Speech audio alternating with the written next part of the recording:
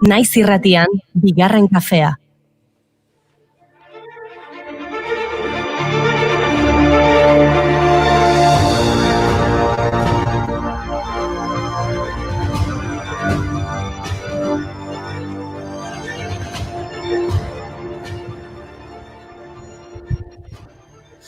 Hasi beharko deu.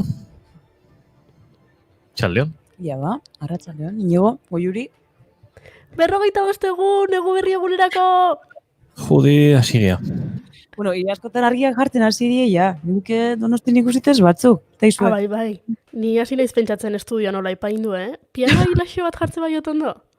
Bueno, bale, nahikoa deu, Aizu, zuetzea ba Melania Trump izango ez da? Christmas stuff and, who gives a about the Christmas stuff and decoration, but I need to do it, right? Ai ama. Melania, bueno, postik egongo da urten, etxe zuriko gabonetako dekorazioa ez da bera ez dara arduratuko aurton, ez? Ez, aurten oraindik bai. Urtarrian 20 arte ez dute Joe Biden presidente berri izendatuko, eta beraz, ordura arte Trump-tarrak etxe zurian bizitzen jarraituko dute. Katu, segundu bat. Biden esan dezu berriro? Jaun Andreok, munduko ingeles irakasle gertukoena dut nik Goiuri ez izan. Behin baino gehiagotan zuzentzen dizkita oskerak, baina Biden esatea altura otan, momentu ontan. Baina, bueno, tira, Fariba, sogi. Esas Biden honetik, Goiuri, esas Biden. Ja, uste dut, ez dauela Ameriketako estatu batuetako hauteskunde prozesua, baina gauza luzi haurik. Balitek ez, Mikel Reparazek ez dakit zenbat egun daramatzan lo egin gabe gizajoa gora zutio. Bueno, baina danadalat, teorizen badeki, presidente barrize, ez? Bai. Aromatien Joe Biden? Gureta esan dute, Joe Biden nagusitu zen Pensilvanian eta Nevadan, eta beraz, lortu ebazen beharrezko ordezkarizek. Tentsio handiko 4 egunigaro hostien, asteburuen ospakizunak egin dabiez, hiri nagusizetan. Bueno, badaukate zer ospatua. Lehenengo aldiz, emakume afroamerikar bat izango dute presidente orde karguan. Kamala Harris izango du bidelagun Bidenek datozen 4 urteetan. Ama indiakoa du eta aita jamaikarra. Indiar jatorriko lehenengo senataria izan da estatu batuetan, eta senatuko kide izendatu duten bigarren emakume beltza. Gainera, 6 urtez Kaliforniako fiskal nagusia izan da. Hau etzen. But while I may be the first woman in this office, I will not be the last. Hala ere, oraindik Amerikako estatu batuetako presidente den Donald Trump ez dago prest bere porrota onartzeko eta elegiteak prestatzen ari omen da. Bari, pentseu, elegitea onartzen badiote, Melaniak beste 4 urtez gabonetako dekorazioa jarri beharko dugu, emakume gixajoa.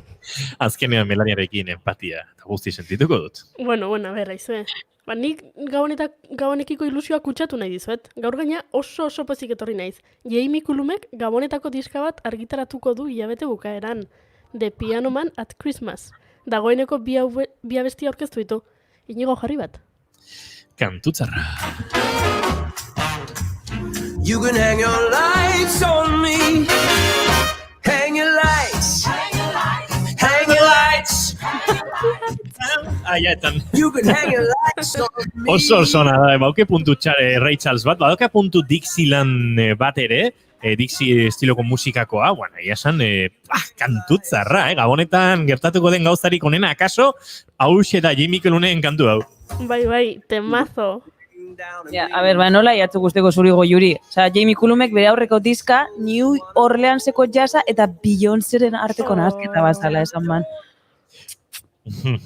Beyoncé aipatuta, New Orleans aipatuta, uste dut hau ere gustatuko zaizula, Goiuri.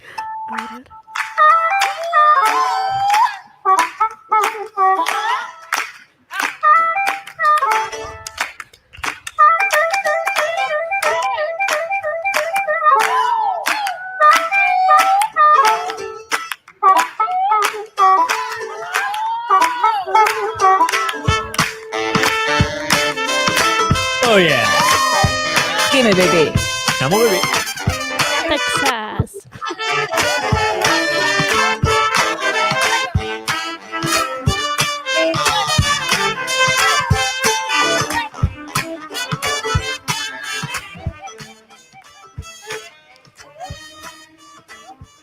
Horrela bai, zer da, astelena edo ostirala? Astelena, ondino. Eta azaroak 9, gaurko gunez, 1918 Alemania eta Austrian kristal hautsien gaua deritzon judutarren aurkako erasoa egin zuten naziek. Agintari naziek antolatu, asalto tropak, SS-ak, gazteria, Hitleriarra, bai, Hitler zalea, Hitler gazteria. Gazteria Hitleriara baliatu judutarren eraikinek birrinju inguru hil eta milaka konzentrazio esparrutara bidali zituzten. Bueno, ez da txantxitarako gauza, baina guztiak kateatzen gara hitz batekin. Ez da zer gertatzen. 1989 azaroaren 9 gauean Berlineko harresia erori zen. Ekialdeko Alemania demokratikoak ekialdeko Alemaniarrei bidaiatzeko debekuak arindu zizkien. Gaizki ulertu baten ondoren, Gunter Esnaboskik debeku guztiak erretiratuak izan zirela esan zuen prentsaren aurrean, eta ehunka pertsona harresira joan ziren segituan. Bertan zeuden soldaduek, ez zeukaten horren berririk, baina hiritarren presiopean, ateak ireki egin zituzten. On the day the wall came down, they threw the locks onto the ground. And with glasses high, we raised a cry, for freedom had arrived. On the day the wall came down, the ship of fools had finally run aground. Promises lit up the night, like painted doves in flight. Eta gaurko egunez jaio zen Amets Arzaius Antia, lapurtar bertsolaria, kazetaria eta bertso irakaslea. 2013ko bertsolari txapelketa nagusia irabazi zuen. Esango zenukete Amets Arzaius kafezalea dela? Bai. Ez dakit. Ze ba? Eta aurreko dunia dana kafezali?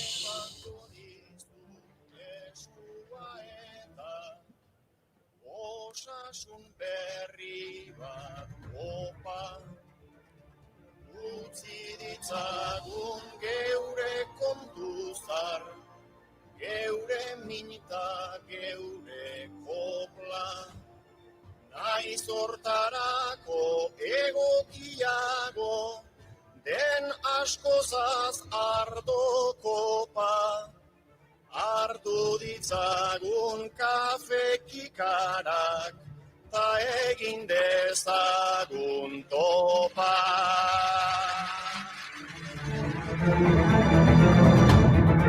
Wow. Baina ametxen inguruan aritu behar badugu, akaso ederragoak ere badaude eta gero akaso entzuteko aukera ere izango. No, 1994an, aspaldia, Carl Sagan jaio zan estatubatuar astronomo eta zientzia divulgatzailea. 1972an gure Carl Sagan jaio zen, Javier Armentia, euskal astrofisikaria eta Iruñeko planetarioko zuzendaria. Iruñako planetarioa ez, Pamplonetarioa, ondo esan hitza. Hemendik zorionak izenoi jarri zio nahi, mesedez. Bueno, 2008an Miriam Makeba Afrikaren ahotsa, Hego Afrikar abeslaria, apartheidaren aurkako ikonoetako bat.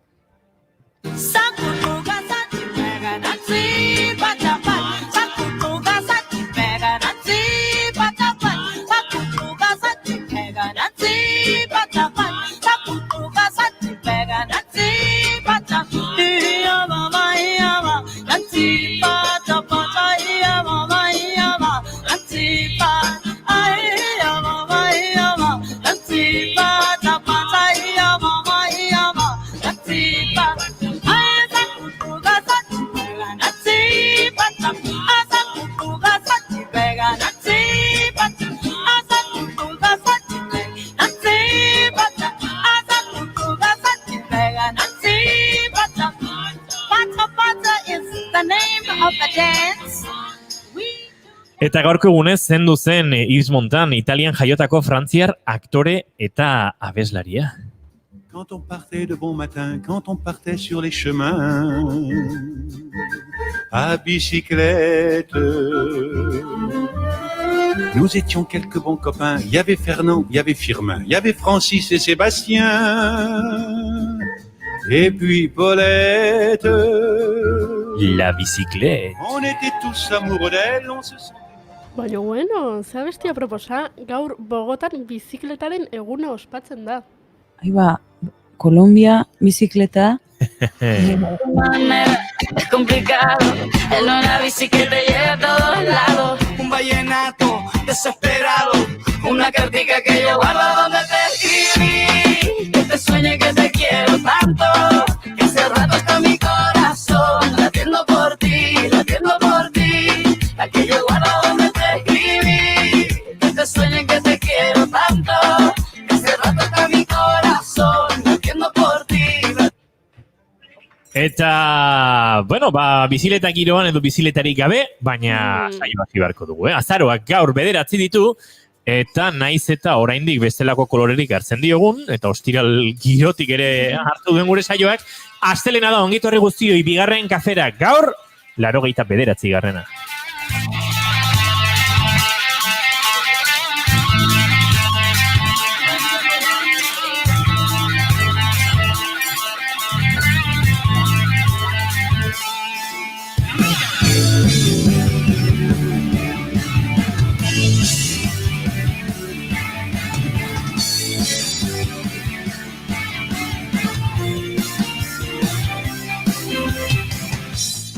Zuekin, Fariba Xeikan. Ei, arratsaldeon, lan hori. Oraindik etxetik baino asko zobeto dagoen, Goiuri ez izarandea. Atera nahi dut. Dia gutxi falta zaizu. Eta etxetik, baina sana eta kalera ateratzeko eskubidearekin noski, Elisabet Olaskoaga, zuri ere arratsaldeon. Hizketan ari zaizuen hau Inigo Asensio, eta gaurko bigarren kafeak 89. du. Aipatu ditugu jaiotze egun hontan, edo gaurko egunez jaio ziren hainbat, gaurko egunez jaio zen Tadeo Urkola Lorentze. 57 urte bete ditu gaur, Kanariar irletan dugun entzule finenak. Beraz, berari ere, zorionak eta besarkada handi pila, Tadeo edo Tedi ere lagunetzat.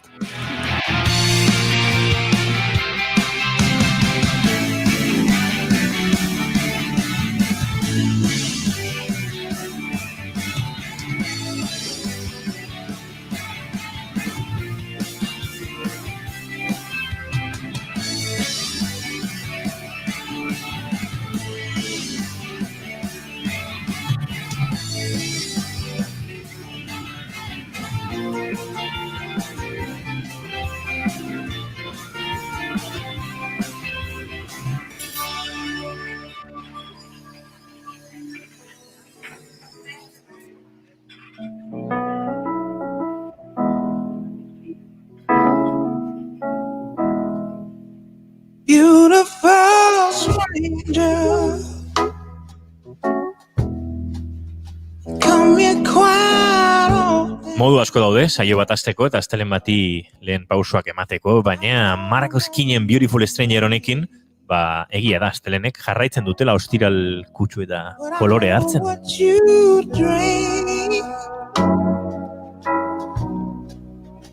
you got a secret, but it's one you can't keep. Oh, beautiful stranger, you're an angel to me. So if you're feeling lonely, I'm sitting next to you. We'll find a slow song to dance to. Strangers no longer will be.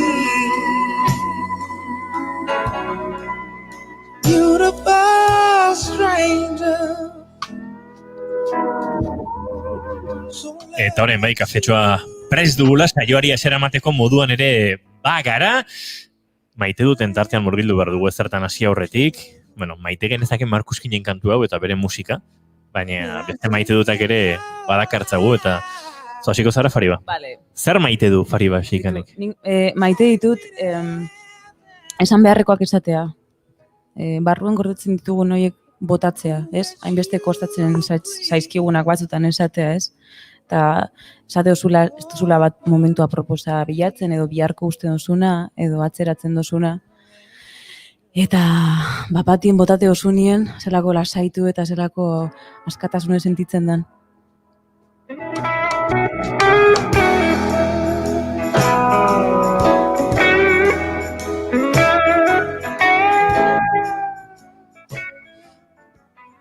Eta adibidez, Elisabet Olaskoagak dagoneko agurtu dugula, zer maite du?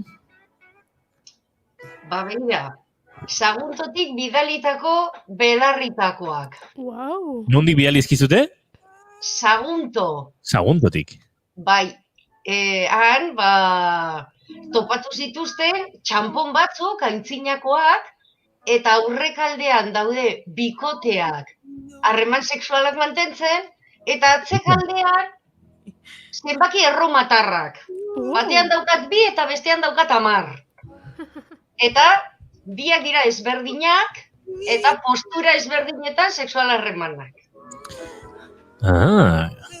Garaikoak izan dira ba? Ez dakit erromatarrek, baina greziarrek akaso, gizonezko greziarrek .gari buruz, akaso gaur egingo gizonezkoek, baino gehiago jakingo te zuten, Elisabet? Bueno, dirudienez, bai. Beraiek, nahiko aurrelariak ziren sexualitatean, bai Roman eta baita ere Grezian. Gero, etorri ziren, garai ilunak eta... Baina, bai, jakiko zuten. Goiuri, zein azure maite dut, ha? Nola, ipatu deun gaur, ame txartzaio zen, urtebetetze eguna dela, pentsatzen nahitu naiz, eta nire maite duta da, bertsolari txapelketa nagusian, beken sortzen den giroa. Baina ez, han bakarrik. Zu etxetik goiz jekitze zeanen, iratzargailua jarrita, bokadioa prestatzezu, kotxen sartzezea, eta kotxen bekeako biden ikusteituzu beste kotxek eta furgonetak eta jendea lo aurpegiakin, eta esatezu, hauek baita, aria dijoazte. Gu bezala, lo baino disfrutatzea. Eta area iritsi 14.000 pertsona han elkartu, eta egun osoan pasatzea, hoi maite dut. Ametxartzaiuzetaz ari garela eta lehiaketa nagusia zari zarela, txapeldunaren agurra berreskuratuko dugu gurea. Musu bat iparraldeko berso eskolako aurrari lagundu nauten guziak olatz eta arreba bi. Baina ni ez bainaiz hemen, neuk sortu txean ari, aitarena den txapelau, eskaintzen diot amari, aurra nintzela euskaraz, erakutsi zidanari, aurra nintzela euskaraz, erakutsi zidanari. Ederra da, Bai.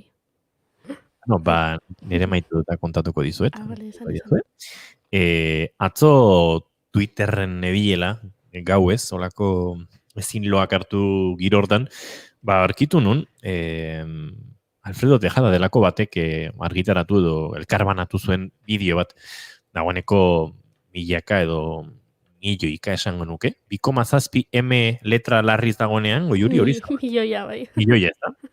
2,7 milioi ikusten. Eskerrako hende gaztea baden nire inguruan, zartaroan murgildutan agon nontan.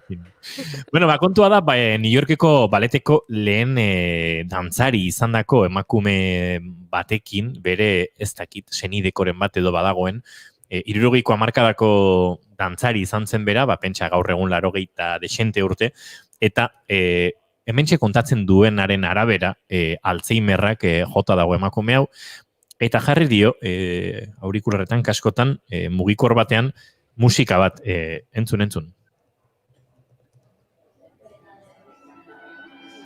Emakumeago lakeinoa egiten dio, io volumena. Eta bere esku hasi da mugitzen, musikaren doinuan, orkestra zuzendari bat bailitzan, eta eskuarekin amore ematen du. eta berriz ere geldo gelditzen da, eta bere iloba, edo biloba izango den horrek, muixo ematen dio esku batean, animatzen du jarraitzera, eta bapatean emakumean murgiltzen da, besoekin, alako giro harmonioso batean. Musikaren tempoa primeran manten dezake, bideoan irudiak eman dizkibute, jartzen dituzue, 60ko hamarkadan emakume horrek nola bantzatzen zuen, eta emakumeak koreografia barruan dauka, eta bapatean begiak irikitzen zaizkio, zabaltzen zaizkio, eta bere besoek hegaztien moduan dantza egin nahi dute, eta bapatean eskuak goruntz, eta hor dabil harmonia perfektuan dantzan Tchaikovskiren musika zoragarri hau entzuten. Marta C. González, badirudi dagoeneko zendua dela, baina bere bizitzaren azken faseetan edo Alzheimerra jota zegoela, olako momentu zoragarria bizitzeko aukera izan zuela eta zoragarria da ikustea, nola egiten duen dantza eta nola murgiltzen den esan da bezala Tchaikovskiren musikan barrena, bere memorian, bere gaztaroan eta 60ko hamarkadako ballet dantzari izan zen hartan.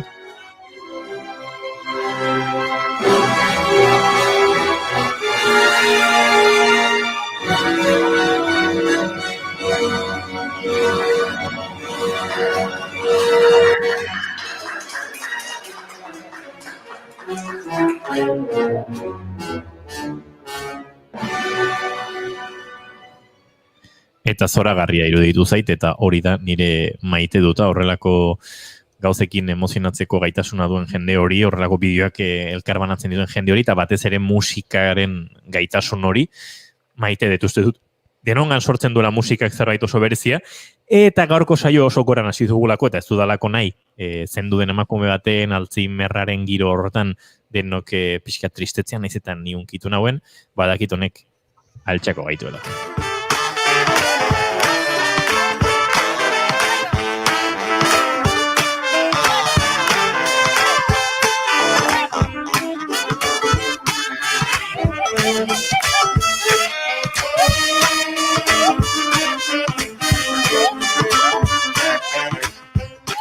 Eta kantutzarronekin murgilduko gara gaurko lehen tarte nagusian sexualitatea hitz egin behar dugu, eta gizonezkoen G puntuaren bila ariko gara, Elisabet Olaskoagarekin, aurrekoan emakumezkoenaren buruz aritu ginen, nabardura egin behar dugu, gizonezko cisgenero eta zari gara, alegia zakildun gizonezkotaz, gauzak argitze aldera, edozein zakildunek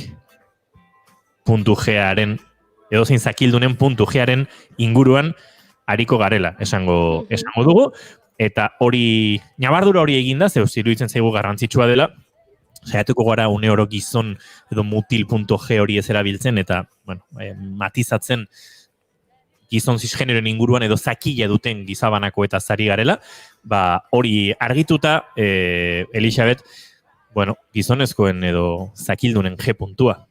Hori ere existitzen da, eta? Bueno, badakizue, joan den astean komentatu genuen G puntua, ez? Aleman batek, Grahenberg, bere emazteari baginan ikutzen zionan leku konkretu batian, fase orgasmikan sartzen zala, horri jarri zion bere izkiaren, bere abizenaren lehenengo izkia. Orduan, zakildunek ez badaukate bagina, G puntori ez daukate. Baina, gizarte honetan parekatu behar da, eta beraiek nahi dute G punto bat topatu. Baina, beraia daukate beste punto misterioso bat, baina ez da G punto Grahenberrekoa. Egiten dugu P punto. Inigo, P punto. P puntoa. Bai. Hauren horretak edo? Hau, hau... Aurkitu zuelako edo nola da? Hau teknikoagoa. Punto prostatikoa dalako. Prostata, pekin hasten denez, P puntoa. Galdetu dugu gure sareetan, mutilei, mutil cisgeneroi, badakiten non dagoen beraien puntu G-a, eta 73%ak baiezkoa esan du. Gezurretan ari dira, ze puntu G-tik Bueno, baina hori, da parekatze hori beti, beraien baitaren nahi dute. Osea, beti ez daukagu guk, envidia del pene hori sartu zigutena ez daukagu beti guk, beraiek ere bai, G puntuaren envidia. Baina, bueno, P puntuaren... Baina, badago envidia del pene? Bueno, Freuden teoria hori izan, Freuden teoria, bai, eta jalozen hori.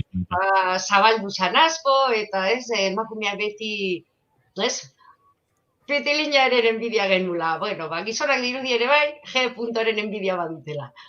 Eta, bueno, punto prostatikoa. Orduan, P puntua deitzen diogu. Eta ez G. Ezberdintzeko, leku ezberdinetan dagoelako, gorputz ezberdina dalako, eta, naiz eta emakumeak prostata baita ere euki, gizonari deitzen diogu, prostatikoa eta P horrekin. Bueno, P puntuan segituan murgilduko gara, baina gizonezkoren bat animatu zaigo ez dira asko. Hemen gizonezkoak oso listoak gara, eta 73%ak omen dakigu G puntuan ondagoen, baina gero audio bat bidali eta honi erantzun emateko oso gutxi animatu zaizkigu. Nik ere erantzungo dut ezpentsa, baina eskerrik asko erantzun diguten bi hauei. Jakin ez entzun detenez ipurtzulo nomen dao. Baina, bueno, oindikan ez dut probatu. Ikusiko dugu, beste konfinamentu fuerte bat etortze baldin bada eta ez baldin dakigu zein, igual hasi behar da puntu G-a aurkitzen edo. Hau, batek esan digu. Alperra zeta Bai, denbora falta omen. Baina, tira, eskertzen diogu, entzule horri, eta beste honek ere erantzun digu, Bueno, G puntua, gizonezkoela, jakin omen dakigu non dagoen, baina nahiago. Ez da aurkituta, nite kasuan. Eta emakumena aldiz, aurkitu nuen, edo hori esan zidatan. Hor, esango dugu aurreko paretean, vaginaren aurreko paretean aurkitzen den olako zirrikitu bat errezkutatuta, eta atoz eginaz horrela esan zidatan aurkituko nuela. Eta zorte izan nuen dirudienez. Bueno, entzule honek, ez dugu guk egin, baina bere hautsa moldatuta publikatu du, pentsa, oraindik ere, zelako estigma, G puntuaren inguruan aritzeko, komplikatu den dena. Bueno, ez da ondo ulertzen zitzaion, esaten zuen, mutiana jakin baina nahiago bilatu ez, eta neskarena behin esan ziola neska batek bilatu zuela, eta esan ziola, vaginaren aurreko paretean, atoz enekienik ator gabonetako kantuak G puntuari referentziarik egiten zionik, baina tira. Atoz. Asko gustatu zait esan dula, topatu nuen edo hori esan zidaten. Bueno, horrek zilegitasuna ematen dio, ez? Bai. Askotan gizonezkoek uste dugu, eske hau da, esan zidaten antxe zebilela, ez omen zebilela inoker, beraz ez dago gaizki. Nik esan bara izut Elisabet, aurreko astean aurreratu zenidan, ontaz zitze egingo genuela, susmoren bat banuen nuntze bilen, eta baiestatzen saiatu nintzen sarean, eta baita bilatzen ere, baina onartu behar dizut, kosta egin zaidala. Ez dakit, bilaketa horretan laguntzeko moduko komendiorik emango diguzun gaur, edo bestela, saiatuko naiz beste batean gehiago, baina kosta zait bertara altzea. Ez zuaitu zea G puntuan bila eta P puntuan bila. Akaso hori jakin izan banu, hortxe, G puntua, eta Salamankara bia duziaten, da gero Salamankati bueltan, da galduta, eta azkenean, gaizki. Bueno, prostata orduan, P puntua, zer da eta nun dagoen? Lehenengo galdera. Ni bile nintzen, baina teknika oso zehatzi gabe, eta esan da bezala mapa ere oso garbien eukan, zeni G puntuaren bilen eta ez P puntuaren bila Elisabet. Beraz, argitu kontzeptuak eta egingo dugu beste saiakera. Bueno, oso ondo zoazte, oso ondo. Bidea ondo daukazue, argi daukazue. Hori bai, neskekin bezala, vagina dunekin bezala, askotan errazagoa da beste batek bilatzea eta egitea ator hori, gauza bera gertatzen da P puntuarekin. Askotan errazagoa da beste baten laguntzarekin. Utzi, erlajatu eta bestea jutea esploratzen eta topatzen duena, hor, hor dago. Eta, bueno, prostata, badakizu da glandula bat, eta glandula hori, bueno, funtzio ezberdinak ditu.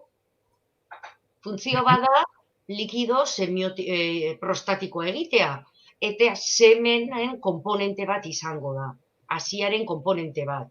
Baita ere, likido semiotikoarekin, espermatozoidearekin, eta prostata likido hori egitea, gero kanporatuko da. Baina prostata dauka baita ere beste funtzio garrantzitsu bat, eta da, estitazioan zakila tentetzea.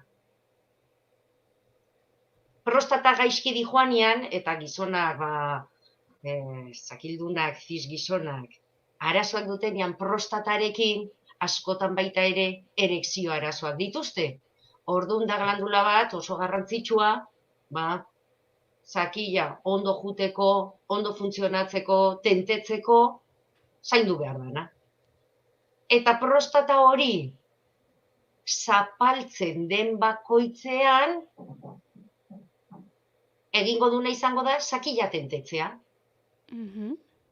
Adibidez, gizonak goizetan, gauean 8 ordu lo eginda, altxatu gabe pixa egitera, besiga ondo beteta dagoela, pixuarekin prostata zapaltzen dunean, normalean nola altxatzen dira?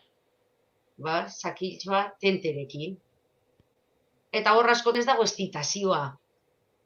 Baina, funtzionatzen dulako prostata ondo, zakila tentetzen da. Imaginatu, estitatuta zaudela, goxo zaudela. Prostata zapaltzen da, zakila jatente dagoenean, estitazioa, dirudienez, nik noski ez dut probatu, zakila ez dudanez, ez dakit, baina esaten dutena, areagotu egiten da estitazio hori, intensoagoa da, eta orgasmoa ere bai. Orduan, Elisabet, zuk asko dakizu sexu tantrikoari buruz, uste dut. Badu lotura sexu tantrikoak edo tantraren amaiera horrek prostatarekin edo ez? Bueno, principios ez, principios ez. Principios tantra da bizitzeko era bat, sexualitatea bizitzeko era bat, helburua da meditatzea, barruraka joatea eta kontzientzia irekitzea eta erlajazioaren bidez egiten da. Guk hemen beti sexualitatean bilatzen dana, eta erakusten digutena pornoan eta da, estitatzea, genitala estitatzea eta genitala deskargatzea. Orgasmoren bidez, ejakulazioaren bidez, eta hor energia ez da mugitzen. Bakarrik kargatu eta deskargatu. Eta tantran helburua da kargatu, energia hori zabaldu gorputzatik eta ez deskargatu. Baina hortarako presente egon behar zara, gorputzan ondo kokatu egon behar zara, eta ez dago helburua. Bakarrik hor egotea zurekin. Eta bestekin zaudenean, zurekin eta bestearekin. Beti presente, orain eta hemen. Helbururik gabe. Ez dakit ulertzen den ondo? Bai. Bueno, nik uste beste saio bat eskaini behar diogula sexu tantrikoari noski, baina ez dakit nik iniz entzun dion norbaiti kontentzio hortan gero takto prostatikoaren bitartez lortu daitekela ejakulazio bat, eta seguraski hor kontzeptuak gauden astuta, eta argituko diguzu beraz, bai. Ez dago zertan gaur tantran bildu beharrik, hori ere gai zabala da, eta uste dut tarte luzerako hartuko digula. Beno, beraz, aipatzen zenuen, beste pertsona batek hori bilatzea, P puntua edo prostataren estimulazioa bilatzea, erresagoa dela gizonezkotan, guk gure buruari bilatzea baino. Bai, askotan gauza bera gertatzen da, aluarekin, eta baita ere gizona Ipurditik batek esaten zuen bezala, hortik oso erraz iristen da prostatara, da leku bakarra iristeko prostatara, ez daukagu beste zuloak iristeko, eta Ipurditik iritsiko ginen, gauza bera G puntua bezala ez dala asko sartu behar, bakarrik falange batekin nahikoa da, prostatarekin gauza bera gertatzen da. Baina beste zentzuan. Eta norberak egitean batzutan, komplikatuagoa da. Beraz, aurreko pareta beharrean, atzeko pareta deituko genioke, ezta? Bai, bekalderuz. Hori egiteko norberak aurretik, hankatartetik atza sartuta nahiko nekez egingo du, aldiz bizkarretik besoa eraman da, akaso horrela, baino bai, ez da oso postura erresa, ez? Gizon batzuk, sakildun batzuk oso ondo moldatzen dira beraie bakarrik, lortzen dute, eta baina beste askok esaten dute, asko hobeto, ez, bikoteak edo egiten badizu. Zu erosogo zaude, lasaiago, eta usten zehar, besteak topatzea, eta jolas moduan, hemen baita ere, zuloak, penetrableak edo barneratzeko ez gea bakarrik emakumeak, edo aluak dugunak. Hori garbi dago. Eta hor badaukigu literatura pilo bat, ez hau zentzu bakarreko zuloa da, eta horrelako txorrada pila, gizonezko oso presente izan ditugunak, eta kakazarra. Bueno, eta horretarako mapa garbi eukitea beha proposa litzateke, ez? Mapa garbi. Claro. Mapa garbi. Hori ere egin daiteke. Hori baino lehena bez, mapa garbiarekin. Bai, garbi hitz egingo dugu, ze mapa garbi niretzako da, nondik nora joan behar duzun, eta zuk esan nahi duzuna da, sakondu beharreko zulo hori aurretik garbitzea edo garbi egotea. Bai. Hori ere egin daiteke. Bai, ez erreza, heltzeko? Erraza da. Denok daukagu dutxa etxian, ez? Lehenengo dutxatik pasa, badugu, eta garbi jolasteko, baina baita ere... Edo ustuta behintzat. Hombre, estualdi batean olako gauzak egitea ez da egokina, ez, baina tira. Baina, badakizue baita ere, gure kakitak ez direla ipurdian gordetzen. Ordor, ipurdia ere bai, gure vagina bezala edo gure ahoa bezala ireki eta itxi egiten da. Lubrikatu egiten da, eta bera bakarrik barrutik garbitzen da. Ez daukagu eskobila bat berezia hortarako. Orduan, gorputza ez da zikina. Eta gure gorputzeko genitalak eta ez dira zikinak. Hor baita ere ikasketa daukagu zikinarekin eta ez da zikina. Ez gure flujoak eta... Ja, nik erosotasunagatik esan dut, Bai, nik bai esan beharra daukat, ez dakit, iruditzen zaidala, badagola hor ere zerbait kulturalki burutik kendu beharrekoa, ez? Ze gertatzen da, niri bintzat gertatu zait, esperientzia analak izaterako orduan, arrastoak ager daitezke, eta batzutan norbaitiak aso ikaragarri deserosoak egiten zaizkio. Bueno, gerta daiteke, eta ez dakit, hori gure gorputzan ezati bat ere bada, eta ez dakit, ez dauka alako misterio berezirik. Egia da, ikaragarrizko nazke ematen bali madizu, edo bintza jakizu gerta daitekela, horrelako gozak egiterakoan, zure atzean, zure azkazalean, edo zure zakilean, arrastorik topatzea, baina, bueno, no worries, osea, ez dakit. Natura. Esango genuke gure saioan, ez, nik uste... Kit Kat and bigarren kafea. Inengo arazorik, Hala ere, Elisabet, tabu asko dago honen ingurun, eta askotan P puntua homosexualitateakin erlazionatzea alako, ezta? Bai, argi dago. Homosexualak oso azkarrak dira. Oso argi dute, plazerra handia ematen dula P puntu hori ikutzea, eta esango dizuet, ez homosexuala bakarrik. Hemen baitare moral bikoitza hori oso zabalduta dago. Porque emakumeari ipurditik ematea oso onartuta dago. Eta pornografian oso ondo ikusten da. Baina gero gizona berarekin ez. Hemen rasero berdina biontzat, ez?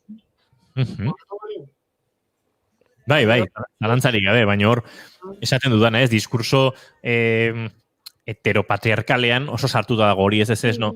Ere ipurdia irtera soileko bidea da, eta hemen ez da zer sartzen. Nik esango nuke, COVID-ak erakutsi digula badagoela gorputzean zulo bat, bueno, hemen ere norbaitek kontrako esango du, noski, niri behintzat barruraka oso ezerosa egiten zaidan, eta da, sudurzuloak PCR bat egiterakoan, hori baino gauzago gorragorik ez dago, baina gero konturatu naiz, nik ez dut horrelako zaletasunik izan, baina jendea baiet, zurretik barrena gauzak sartzen dituena, eta, klaro, hemen, bueno, dena ohitura kontua izango da, baina tira, PCR-ak oso ezeroso egiten zaizkin niri behintzat, esango nuke gorputzean, irterako zulua izatekotan niretzako hori dela hola mugatuko nuken bakarra. Ez dakitekoan norbait gustatuko zaiona, Sudurretik... PCR-a ez, baino beste zerbait. No, igual gozatuko dura esan egizu. Ez que, ez zaitu bitzen... Nik ikusi hau jentea barrez, momentu horretan. Bai, Bai, palu hori sudurretik sartzerako momentuan barrez hasi dana, baina barrez... Ez dakit zerdan okerragoa. Baze ona. Bai, batuntzako igual... Adari, uste dut jende askok behintzat malkoren bat ateratzen duela. Nik lehenguan hirugarrena baino azken garaiko bigarren PCR egitera joan, eta esan nion, ez da egite erizainari edo. Igual negarrengo, ez dela zai askok egiten duzu, ez da zer pasatzen. Bale, ez da egite larritu, aguantatuko etor aldan modun, baino, sentsazio... Ui, baino zeatik aguantatu negara. Ez, bai, baina aguantatu esan dut geldik, ez? Joera da, ostras, ateratzeko palitrokera hortik, eta ez da inerosoa izaten. Oraindik ez dut esperientzia hori. Ez? Oba, zukitzea. Barkatu ditubet, galdu zaitutur, nik, mintzat. Zer? Ez galdu zaitut azkeneko esaldi hori ez dut ulertu. Ez dutela esperientzia hori euki, ez didate PCR-erik egin oraindik. Ondo zara horrelako esperientziari gabe. Baina hori bai, sudurtzularekin arazak badituzue, uler dezakegu. Nik bintzat ulertzen dut hori oso zerosoa dela. Gorputeko gainontzeko zuloak esperimentatzeko daude. Hori da, ez? Pixkat mentalidadea ireki, ez? Gorputzak aukera handiak ematen ditu, eta ez mugatu bakarrik, gauza batzutara, probatu, esperimentatu, eta ikusi, agian, balio dizu. Baina buruarekin esaten badugu ezetz, laburtzen ari geha gu geuk. Guk ere laburtuko dugu, Elisabet Olaskoa Gazizaren mezua, gizonezkook P puntua dugu, zakildunok, gizonezko cisgenerok P puntua dugu, uzkitik barrena aurki daiteke, baina atzeko pareteruntz, prostataruntz, eta erresagoa da, beste pertsona batek lagunduta hori estimulatzean, norberak topatzea, baino naiz eta batzuk oso ondo moldatzen diren. Eta utzi aurriritziak eta gure zama kulturalak alde batera, eta gozatu, P puntuaz. Horrela labur bildu liteke, Elisabet? Oso ondo labur bilduta. Mila esker Elisabet Olaskoaga Ezeiza, datorren astean gehiago, kontatuko eguzut artean zerri buruzariko garen, eta gogoratu, tantraren are hortxe daukagula, akaso ez dakit bi ataletan kontatu beharko dugun, bi astelenetan denbora lasa izateko, ze hor badago, ez?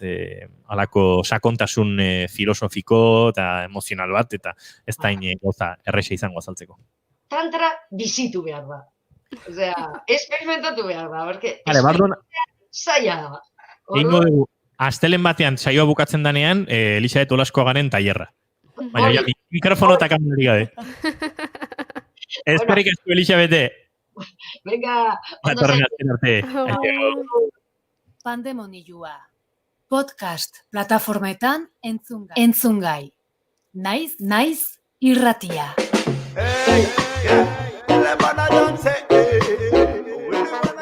Gaur pandemonioan Iñaki Estepi, bat sound systemeko Iñaki. Sorkuntzaldetik nola eragin dizu guztionek? Ze proiektu zenituen martxan konfinamendua iritsi zen momentuan? Pues hasiera batean kriston kolpea jasan nuen, zeren hori justo gu bat zaunen kontzertuak azten ginean martxoak 13an, eta genukan maiatzak arte genukan data pila bat, eta batean bertan bera juziren erortzen bata bestearen atzetikan, eta mentalki ere kriston kolpea jasan genuen, ez genekien non dekanaterako zen eguzkia, eta egon ginen hilabete pare bat edo 3, latz, oso latz. Baina, bueno, orain ja pixkat hori. Ohitu nahi ez, baina pixkat ohitzen ari gera bizimodu honetara, eta bueno, pixkat burua beste rollo batzuetan, baina nalare beti musika barrun, ez? Ikuspegi orokorrago batetik, eta begiratzen badiogu Euskal Herriko musikaren panoramari edo kulturgintzarena, izan ditugun gonbidatu gehienek, nahiko pentsamendu pesimista dute honen inguruan, zein da zure ikuspegia? Pues nire aldetikan ere nahiko gaizki ikusten dut. Pentsatzen dut askotan, hori gu gara azkenean jendearen aurrean gaudenak, baina gure lana egin ahal izateko gure atzean beti dagola teknikari eta langile mordo bat, kristona jasatzen ari direla, eta askotan pentsatzen dudanean horretan, aretoak, soinu teknikariak, eta egia esan beltz ikusten dut, baina hori. Piskat margotzen dute kultura berpizten ari dela, baina oso filtratuta dago, dena oso ofizialki eginda, eta kriston filtroa pasabar direla horretan egoteko, eta, bueno, ikusten dute segurazki aterako gera, edonondik aterako gera, baina momentu honetan latz ikusten dut. Naiz irratia.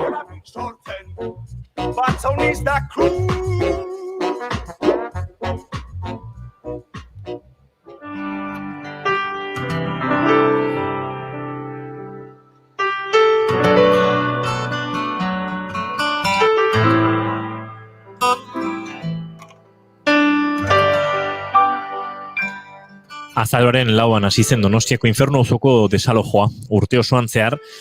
Nabari izan da presentzia poliziala auzoan, baina oraingoan kaleratze eguna iritsi da, edo iritsi zen.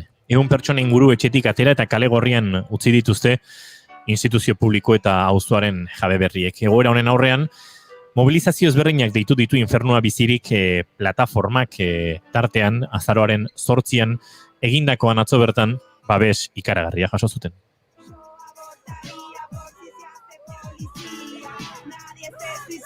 En una comisaría donde no hay poder, hay vida. Infernua bizirik plataforma Twitterren dagoeneko erreferentziare bihurtu da, eraso arrazista eta antiokupen aurrean erreakzionatu nahirik.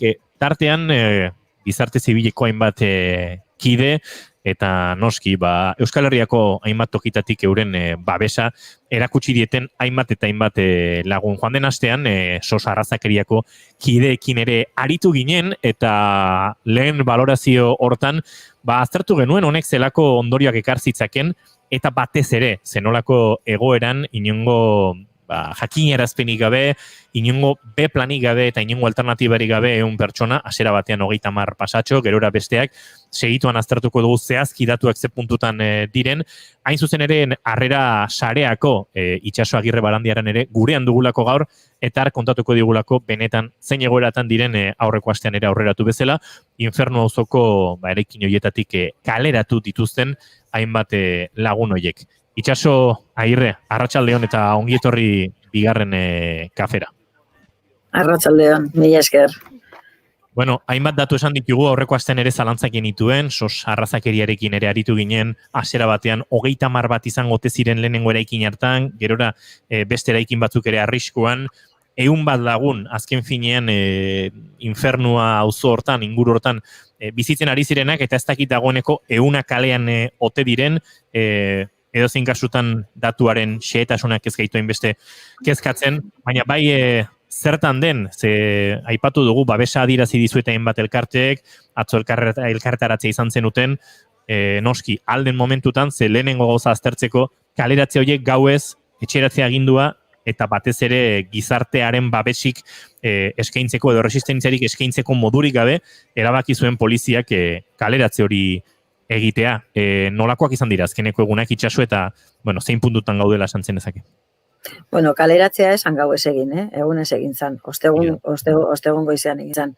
Esan zigutena edo zurrumurrua, iristen zitzaigun zurrumurrua zan, asteazken arratsaldean izango zala.